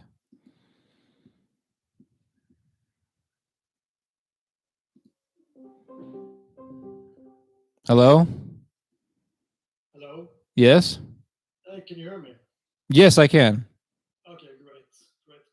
Yeah, I just noticed the comments there with Varg Vikernes. I'm actually from the same city as him. I can tell by your accent you're from Scandinavia. Yeah, that guy's a sicko. It was actually the golden one he actually had a feud with. I haven't looked into it. Yeah, I was. Yeah, I was following that controversy between the two, and basically the golden one said we can have Christian allies, and Varg Vikernes said no. Yeah, I haven't looked into the golden one too much, so I can't really say. But the golden one is I don't know, like it's quite interesting, but it's also quite nuts. Yes, like really pagan. It's very much like yeah. Yes, well, they are. Hold on a second here. They are a hardcore, like nationalists, hardcore. Yeah. Yeah. Very much. Are you? Yeah. Go ahead. No, go ahead. Sorry. Yeah, no, I was just about to say that Varg Vikernes is more of a laughing stock rather than people taking him serious. He's more of an insane kind of guy. He's actually quite active on Twitter because he's obviously blocked from YouTube. Oh, I didn't know he was active on Twitter. I remember YouTube got rid of him, and then he started something on BitChute, and that was the last I've seen of him. I know his wife is still on YouTube. Yeah. His wife is like trap wife. Yes. People call it. Yeah. I haven't seen. They just have their farms in, I think, France. Yes, in France. Somewhere in France, and yeah, it's. I remember he also got raided by the police. I think once or twice. Yes, in France. Like, yes, because I think that they also had. I don't remember what that feud was about. Something to. In the comment section could talk about that. That's fine. So you're originally from Norway. Yes. Are you Christian or atheist, or what's your religious belief? My belief is Christian. I see. But you may not like that I'm Protestant, but no, I don't. Much open-minded, and I'm not bothered by that. Okay, great. No, I'm not bothered. If you're I mean, what matters to me is what do you do? You know, your actions. Yeah. Your actions. Yeah. Okay. Yeah, because I've met a lot of Catholics who are evil, and I've confronted a lot of Catholics and had some confrontations with priests who are pro-homosexual. Yeah, because I've actually been following both you and your father since I was 18. Wow. And now I'm 27, so it's a long time. And I remember in the beginning that you would confront those priests. Yes. With a hidden camera.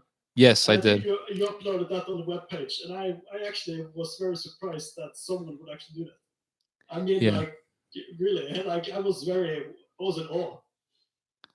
Well, I appreciate that very much. Yeah, I actually got a lot of flack for that. It was crazy that I actually received more hatred from Catholics over that than anyone else.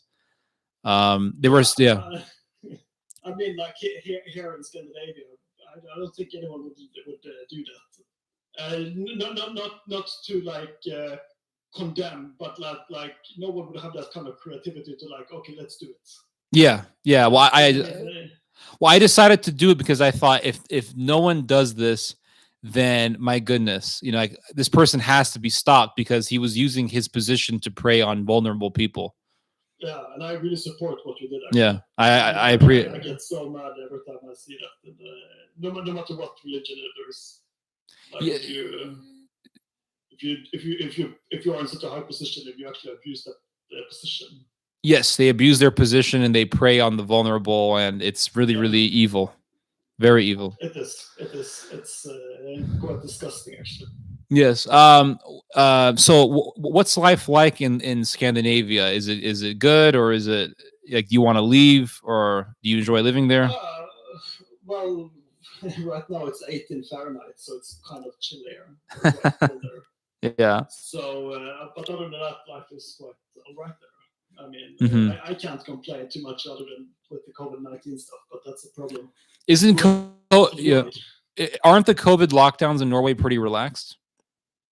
Yes, it's not as imposed as they are in the rest of Europe. Yeah, because I believe the politicians there were more indirect with it. Like, we think you should stay home, and therefore you do as what we suggest, rather than we're going to have a curfew and then make you stay at home. Well, if you go to France or to Italy, for instance, then it's just full curfew. Well, whatever season is. I mean, like, sometimes it's more relaxed, sometimes it's not as relaxed.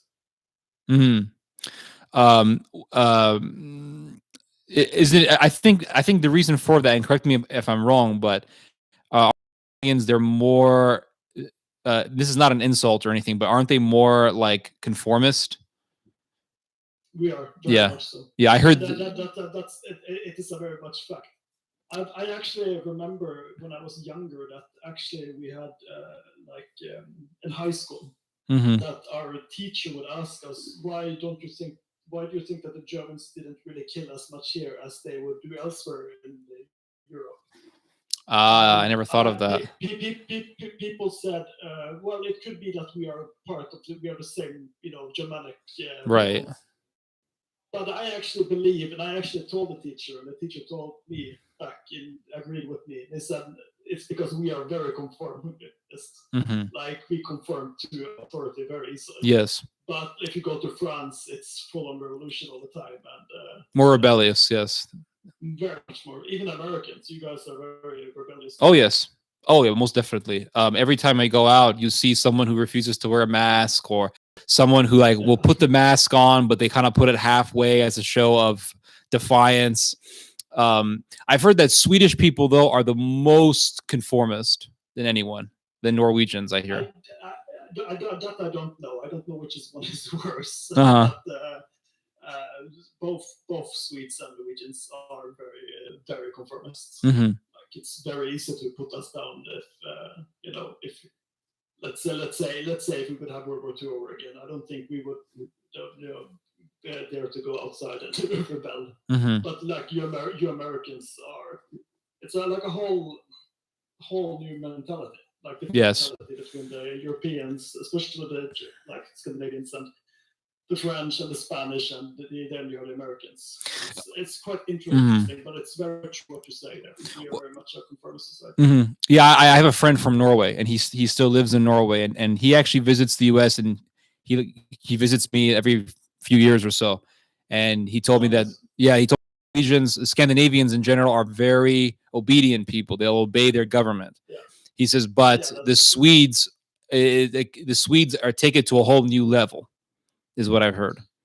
Yeah, I think. I don't know which one is the worst, but it could be that there. Well, like in some aspect that maybe the Swedes don't really talk back as much as the Norwegians do, but the Norwegians still obey pretty much. Mm-hmm. Well, you know what's interesting? I see the Scandinavians, and I see how they are and their culture, and they're very orderly. And they're very polite, and I'm thinking, how were these people Vikings at one point in time? Like, how did that happen? I mean, like as the generations go, and then you have like if you look at Norway back a few hundred years ago, it was a really bad place to live. Mm-hmm. It was cold. It was people it was fighting. It was just a few hundred years back. We were under Danish rule. We were treated very bad. Mm-hmm. And now after the 70s, when we got oil, and then we distributed the wealth, nationally, you can say, we're too comfort. We have too much of that. Some would say that, and someone would point to that we care more about our wallet than other things, and as long as we keep our wallet, then we keep peace. Yeah, what I've heard is that in the I want to say in the mid 1800s, Norway was very poor, and for some time, actually, the majority of European immigrants going into the U.S. were from Norway because of the poverty. I believe it was 50% of the population, at least. It was pretty much half of the population that left for America. I mean, like my family also was American, but they came back after some time. But it was, I believe, from late 1800s or mid 1800s to 1930 or something like that. We went to North Dakota and South Dakota. Oh, that's fascinating. Yeah. Well, it's interesting when you go to Minnesota, which is right near the Dakotas. They have people there. If you cross the border from Minnesota into Canada, they have people there who still speak German, but they speak like an old dialect of German that people in Germany don't even speak. And I believe also the same thing with the Dutch. Mm-hmm. Like you have those, how do you call it, the Amish people? Amish, yeah, Amish and old Germans, old German Baptists. Yeah. I don't know if you have that with Norwegian today, though. Like I saw a video that they actually learned, that they teach Norwegian for some people that are interested in the school for kids. What's sorry, go ahead. No. I was finished. Isn't it interesting? I was looking at like the English language is originally, if you look at like English spoken in the early Middle Ages, You literally can't understand. Like, I can't understand it. It's a different language. No. It's actually really interesting because when the Vikings actually came to England, the Vikings, like those spoke the Old Norse languages and the English, they could actually converse with each other. Oh, yeah, it makes sense. Which is quite interesting. Yeah, it kind of makes sense, but it's really interesting to see how much the languages kind of develop and become much more different from each other. Well, what I've heard, yeah. Because like if as a Norwegian who has been to Iceland a couple of times for holidays, I cannot understand a word of what they are saying. I can probably read a little bit of it, but when they talk, it's very different, and that's like very old school Norwegian.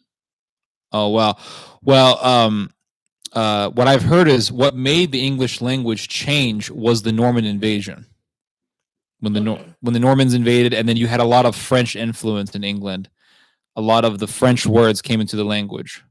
Yeah, like I also believe that in the English language it's mixed into three parts. I bet you got like 20% Roman in there, and you also got French and you got Norse language. Yeah, you have the Saxon, the Anglo-Saxon root, and then you have the Latin, and then the French. Yeah. Yes, that makes sense. That's true. And when I look at, I don't know if I looked into Norwegian, but I know I've looked into Swedish. And one thing I notice is that if you look at Latin languages like Spanish or French or Italian, there is a lot of conjugation. So you won't, like in English, you say I go, we go, you go. It's the word doesn't really change. Yeah. And then in Spanish, you would say, like, the word for go in Spanish is ir.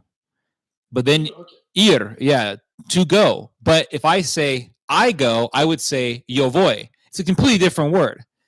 Okay, but how would you say vamos? Is that like come here or we go? Or vamos is let's go, we go. Okay. Yeah, but if you say come here, you would say ven aquí. You know. Yeah, ven aquí, yeah. Yeah, but you say vamos, we go, tú vas, you go, yo voy, I go, él va, he goes. The word changes. So I was wondering, like, how come in English we really don't have that? And then I started looking at Swedish, and I find out that the Swedes don't really have so much conjugation, or I could be wrong. No, in Scandinavia we really don't have that. It's more, it's like two-way, like we go. You know, that it's kind of the same thing in English. Like it's not that much. Yeah, and I think the reason why in the English language we don't have that is because of that Germanic origin. Yeah. That could be. I don't know how it is in German, though. Well, German has a lot of conjugation, but the Scandinavians don't. But if you go to, let's say, the Faroese language and Icelandic language, that's a whole. I never looked into I never looked into the Icelandic. No, it's like they have like a different alphabet. They have like their own kind of Latinized alphabet. Oh, I see. It's like if you look at the names of the places in Iceland, with really long names,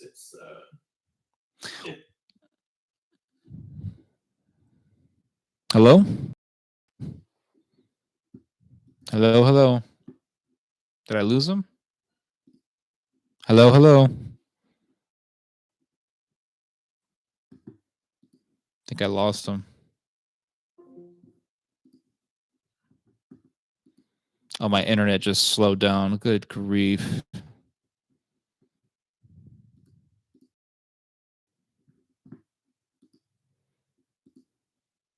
Okay, I think we're back. Hello? Hello? Yeah, I lost you there. I got bad connection, but you were saying something about the Icelandic language and how complicated it is. Yeah, it's they have like a whole other. Like I can't speak Icelandic, but like after I've been there and I hear how they speak, it's very different from Scandinavian. It's not exactly a Scandinavian language because it's not really related. It's the same thing with Finnish. Finland is for some people like Scandinavia, but Scandinavia is Norway, Sweden, Denmark. But like the same thing with like it has its root in Scandinavian language, but it's not exactly a Scandinavian language. If that makes sense. Yeah. Well, Yeah. what's the political atmosphere in Norway like? Is it very conservative or is it very liberal, or like what's the ratio? Center right, kind of. I don't know how, like, let's say the Democrats Party. Let's say, since that's the one ruling right now, how that would be in Europe, for instance. But let's for the sake of this discussion, it's center right, so conservative center right. See, for years I thought that Norwegians were very liberal, and then one day my Norwegian friend came over and I said, "Are all super liberal?" And he said, "No, actually, not really." No. Like, we're all very different there, but it also depends on where in the country you come from. Yeah, sure. Like, we're kind of divided between the east and the west, north and south, depending on what. Like, if you go to, like, to the capital city, it's more. I would say kind of red. But if you go to the, like, red as a left.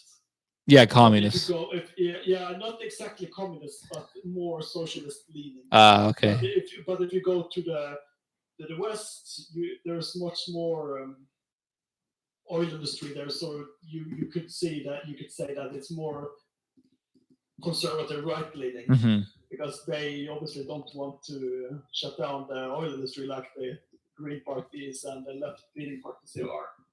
Well, what's funny is I remember talking to my Norwegian friend, and he said that in Norway they have a huge salmon industry. Yeah, we do. And he said, when you go to the grocery store in America and you buy salmon, most likely it comes from Norway. Yeah. Yeah, and he said that in Norway they have these the salmon company. They have this. They put these giant nets in the ocean, and they farm the salmon in the net. So they raise the salmon in the net, and then when the salmon is ready to be eaten, they just scoop it up.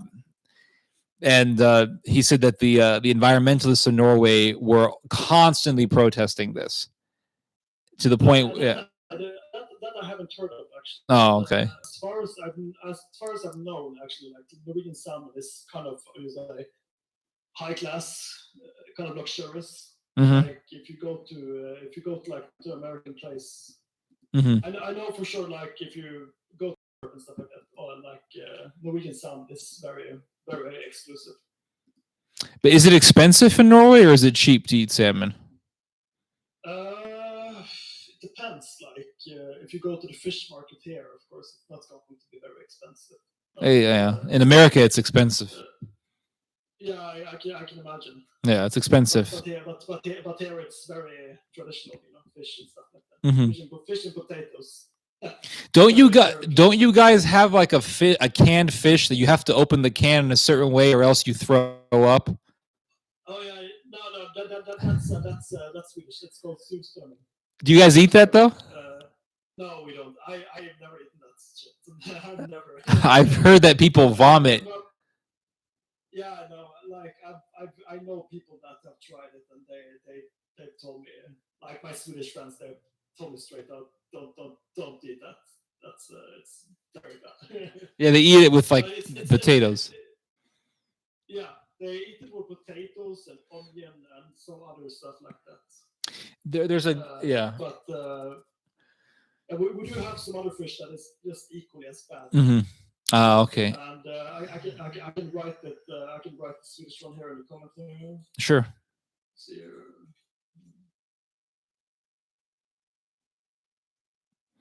And then we have like a Norwegian kind of Christmas fish here that is kind of like fermented as well. It's called lutefisk. Lutefisk. Is it fermented? Yeah, it's fermented.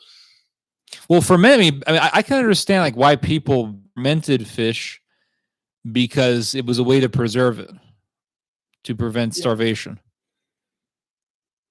I don't know how people came up with that stuff, because it's what should I say here?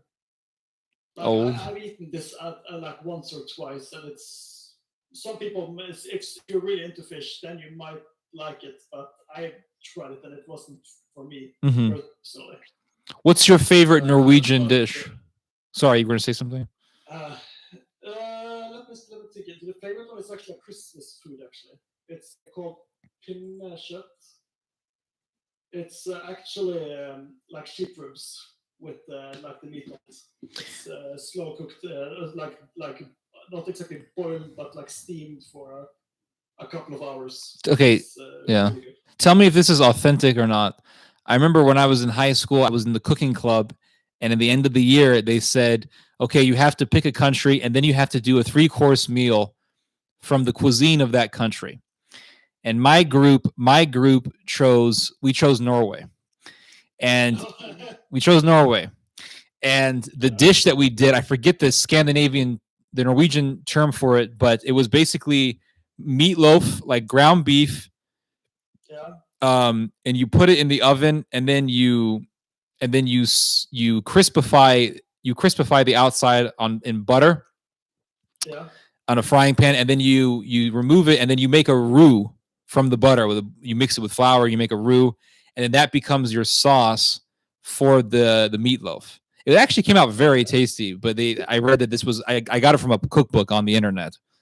They said it was Norwegian, but okay. I need to look into that because I can't remember that.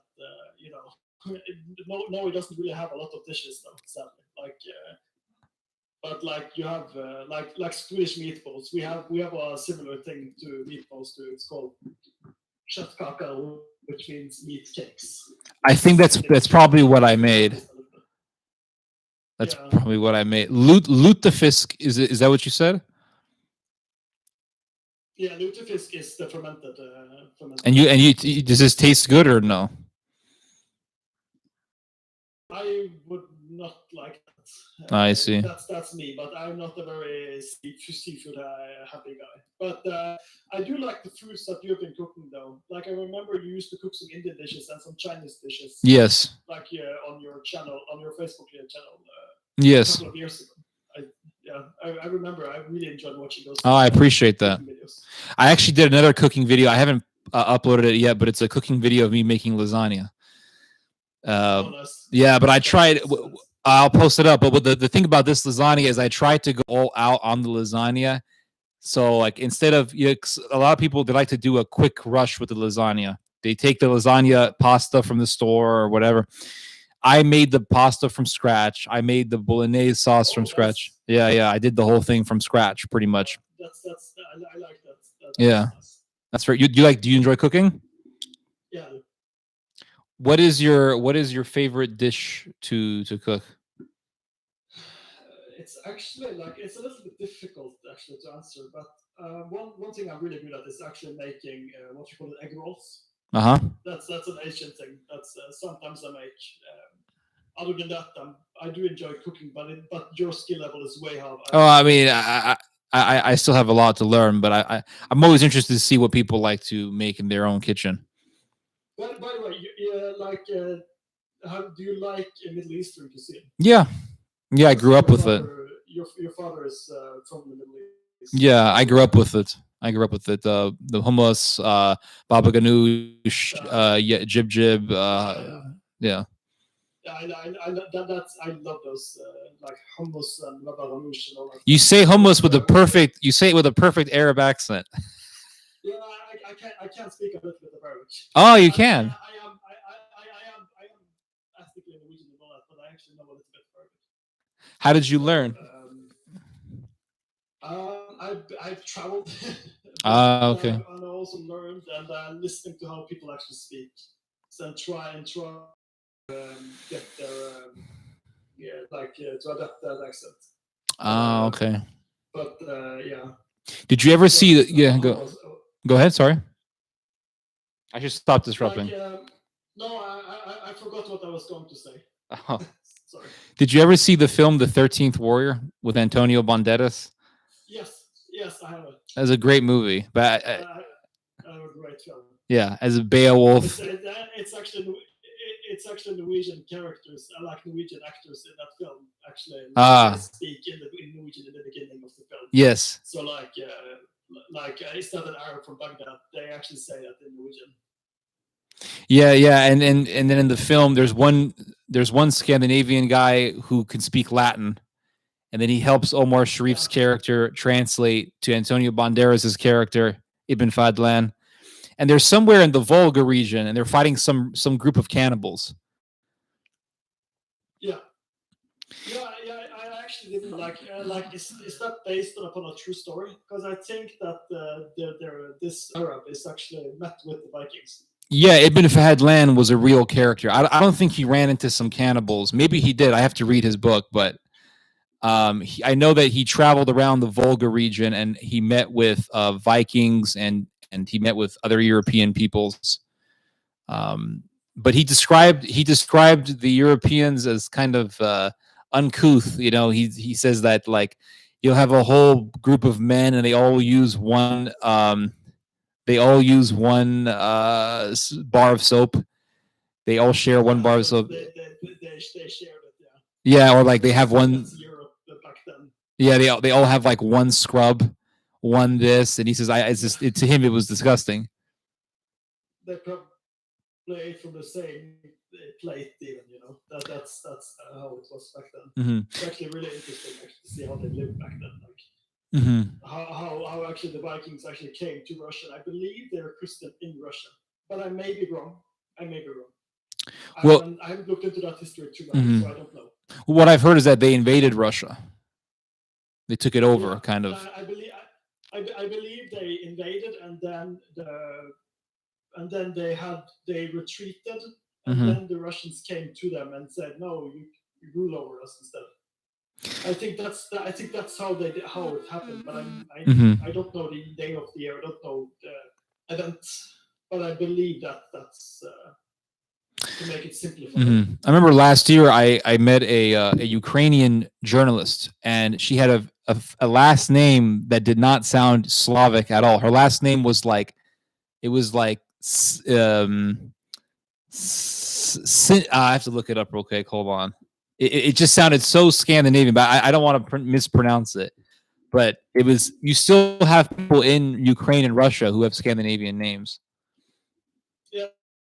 Yeah. That she's married to a Scandinavian. Oh, that's also possible. Oh, yeah, you got me there then. Never mind. Here I was thinking it was some relic from the past. Never mind. Yeah, maybe you're right. Maybe you're right. Yeah. Is there a lot of like political fanaticism in Scandinavia, or is it pretty moderate? Like, or do you see any sort of like trend towards fanaticism on the left or the right? I haven't observed any, so I can't speak. But of course, you got like events that make people upset, angry. We saw that in America with the election, and then there was this Capitol Hill thing. Yes. But it's something that goes up and goes down. But there aren't any new events as far as I know, because everyone here is, it's all COVID-19 here. It's all. I saw in Denmark and in the Netherlands they were having some riots. Yeah, I saw it from you. I saw it on your videos, and we don't have any riots here.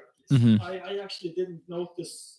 I knew there was riots in Denmark and the Netherlands, but it was more like I read the headline, and then I didn't click on Denmark and the Netherlands. But it was more like I read the headline, and then I didn't click on the link,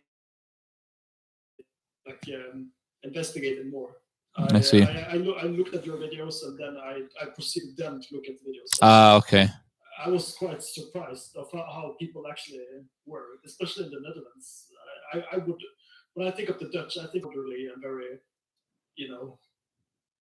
Well, what I've heard was that it's a mixture of different political like different subversive people in the country. So you have, what I've heard, that you have what the Dutch media calls people of immigrant backgrounds, which pretty much means I'm gonna assume Middle Eastern people. Moroccans and Turks. Yeah. That's a lot of them. Yeah, and then I also read that there were leftist fanatics, and then there were the right wing operatives, neo-Nazis. So that's a big bowl of disaster. Yeah, exactly. So it was because when you say, well, it surprises me because the Dutch people tend to be very orderly, and you're right, they do. But I think that in this case, it's a minority of people. That could be. That could be it. Yeah. What is? It must be late over there, where you're calling. Yeah. I've tried to get to come on the stream before, but all every time it's been less had a time to come online. But this night I just said okay. Yeah. Okay. Maybe I should try doing my stream earlier. That way the people in different countries can call in. Is all of the audience here in the comment section from Europe? It seems that way because I don't think Americans listen to me. There was one time where YouTube told me that like 90% of your audience is in Poland. I'm not even, and this lasted for a couple months. It was like everybody from Poland was all my audience was from Poland at one point in time, and like the other 10% was whatever mixed group. Oh, really? Yeah. I've always followed you, even though when your channel was removed. Yeah. I actually had to look. I actually had to look after, actually Google to search your name on YouTube. I actually did that. I actually tried to find see if you actually found a new channel because I actually liked your content. Okay. I appreciate that. So that's why I found that your YouTube name Bash the Bash. Yeah, I made that up. Yeah. Yes, he's back now. Yes, finally he's back. Well, the thing about Americans is that they want to hear about like either why Democrats are bad, or they want to hear about the apocalypse, the end times. Anything else they don't care about. I'm not even exaggerating. Like literally, that's how Americans are. They don't want to. They don't want to hear about anything else. Is it like you said earlier, kind of black and white? Yeah, black and white. It's like, yeah. It's like, okay, is he going to bash the Democrats, or is he going to talk about the end times, the end of the world? Yeah. They don't want to hear about anything else. Yeah, exactly. They don't want to hear about anything else. I noticed that a lot of I get more views when I mention in the title Bible prophecy or like the end times. Like the views just go right up. They do. They go right up. But if I do a show like, okay, let's talk about what's happening in the Netherlands. Let's talk about what's happening in Ethiopia or what's happening in the Middle East. It's like it doesn't get as much attention, even though to me that subject is more fascinating. I don't think of this as an offense. No, it's fine. True, because I noticed that for myself personally when I went to America when I was a teenager, how some, not all, but some of Americans' geographical skills weren't really good. Yeah. Which means that if they ask me, hey, where you're from, your accent is very different than the language you're speaking. What is it? And then I tell them, oh, I'm Norwegian. Mm-hmm. Then the certain amount of people, they were like, well, what's that? Yeah, they don't know. We said it's a country in Europe. So could it also be that they don't really know much about what may not like Europe is a different kind of different kind of territory. Americans tend to not care about geopolitical subjects. They tend not to care so much about that.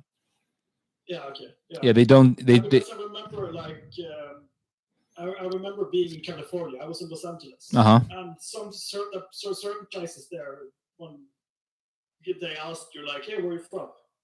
They did, and I told them where I was from. They did not really understand where I was from. Mm-hmm. Like it was really interesting. Mm-hmm. Yeah. Before 9/11, nobody knew anything about Islam, or like literally nobody cared. And then 9/11 happened, and then everyone knows about Venezuela. Somebody put it. Yeah, go ahead. No offense, Ted, but most Americans think that there's. Yeah. Did you write that, or somebody else wrote that? No. That's not me. Okay, yeah. Yeah, but it's true. It's in the comments. It says most Americans think that that their country is the center of the world. Yep. And if you say like, well, why does America support Israel so much? And they say, well, because everybody hates Israel, so America has to defend Israel. And it's like, well, a lot of people hate some other countries as well, and nobody helps them. Yeah, exactly. So I don't, I remember I got into an argument with somebody who was actually a blogger, a known blogger. I won't give his name, but he has got a big blog here in the United States. And he said the reason why America supports Israel is because the world hates Israel. And he said that if we don't help the Israelis, then the Israelis will be killed.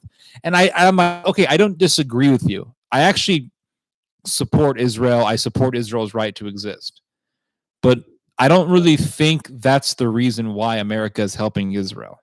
It's for other reasons. And then I gave the example. Well, I gave the example of East Timor. I said the United States, Indonesia was committing genocide in East Timor, and then the Americans armed the Indonesians, knowing that East Timorese civilians were going to get butchered. And this guy said to me, East who?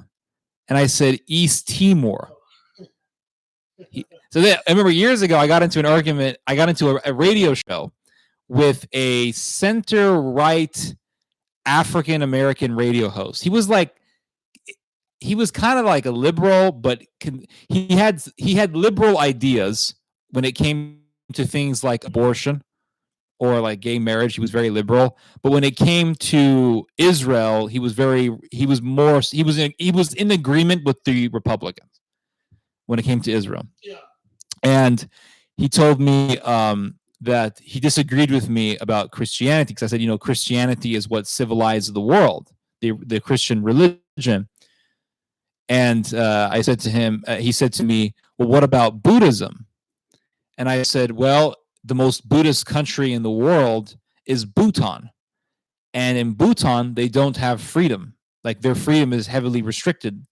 And I said, if you convert to Christianity in Bhutan, they strip you of your right to vote. They will strip you of your right to vote. And that's what I read. Well, maybe things have changed out, but this happened over 10 years ago. So maybe things have changed. This was back in 2009, 2010 that I had this radio interview. And I said that people are put in jail for their faith in Bhutan. Like Buddhism is the religion of Bhutan. And I knew it was religion, but I knew very little. I know where Bhutan is on the map. I know how to flag looks. That's all I know. Well, he said to me, where's Bhutan? And I said, this is a radio host. I'm politics. Doesn't know where. So I said, Bhutan is in Asia.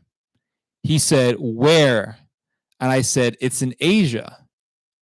Yeah. He said, it's between China and India. Yeah, it's part of Indochina. And he said, where is it? And I said, it's in Asia, man. And then he said, I want XY coordinates. And I said to him, well, I said, I'm not here to give you a geography lesson. And then he said, there is no Bhutan. You made it up, didn't you? And I was like, what? I mean, that's bad. Like, if someone like that who's supposed to be an expert. Yeah. He's like, oh, there is no Bhutan. It doesn't exist. Yeah, he says it doesn't exist. It's all but there's a lot of that type of arrogance here. A lot of that type of arrogance. It's like I wonder why. Is it because like your school curriculum is so heavily on like American history and stuff like that? I don't know. I have no idea, to be honest with you. I've been trying to understand it, and I simply haven't come up with some conclusion to why. I don't know. This could be. I really don't know because America. If it's culturally like if the norm is that's better. One thing so what's interesting is that American culture is an extension of British culture. Like in a way it is like, the first Europeans who settled in the East Coast and the Northeast were from England. It's okay, blah, blah, blah, blah, blah. But when I look at British people are more educated than Americans to a great extent. They tend to be more educated. They tend to be. There's plenty of British people who are pretty clueless. But when you look at evangelical Christians in America, there is a very strong anti-intellectualism in the American evangelical culture, where they'll say it's not about knowledge, it's about Jesus.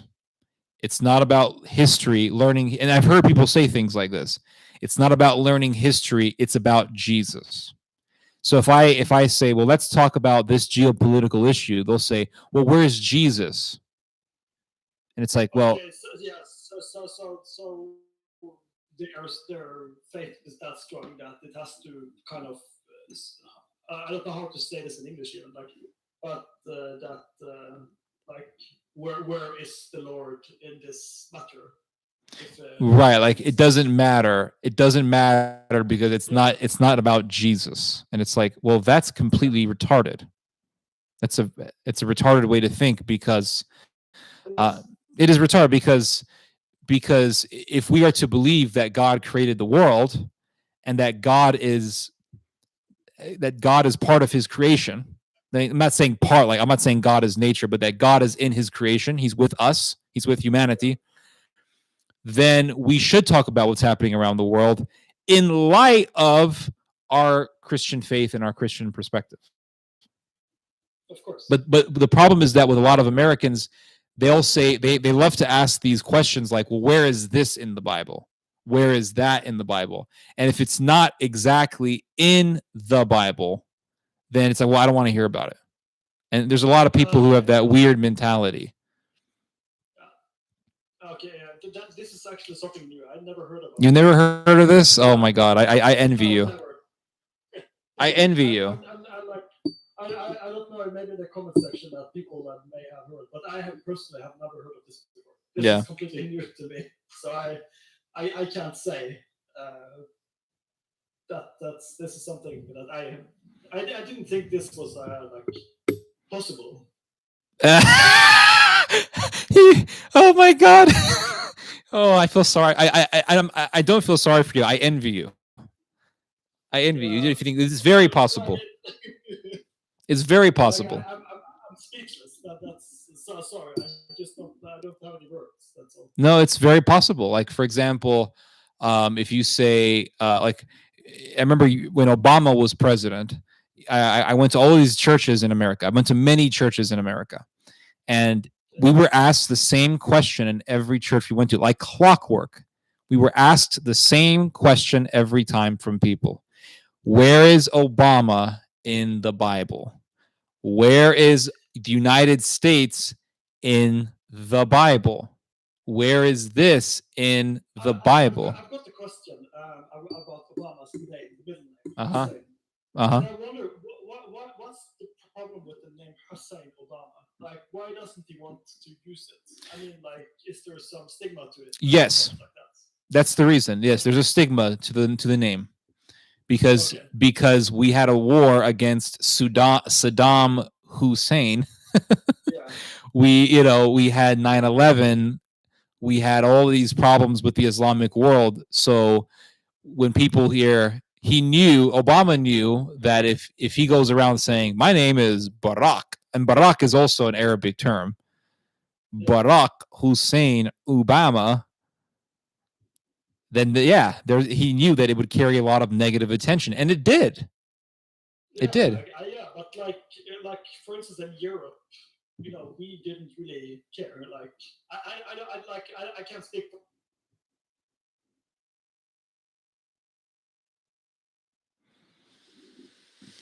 Oh, we lost him again.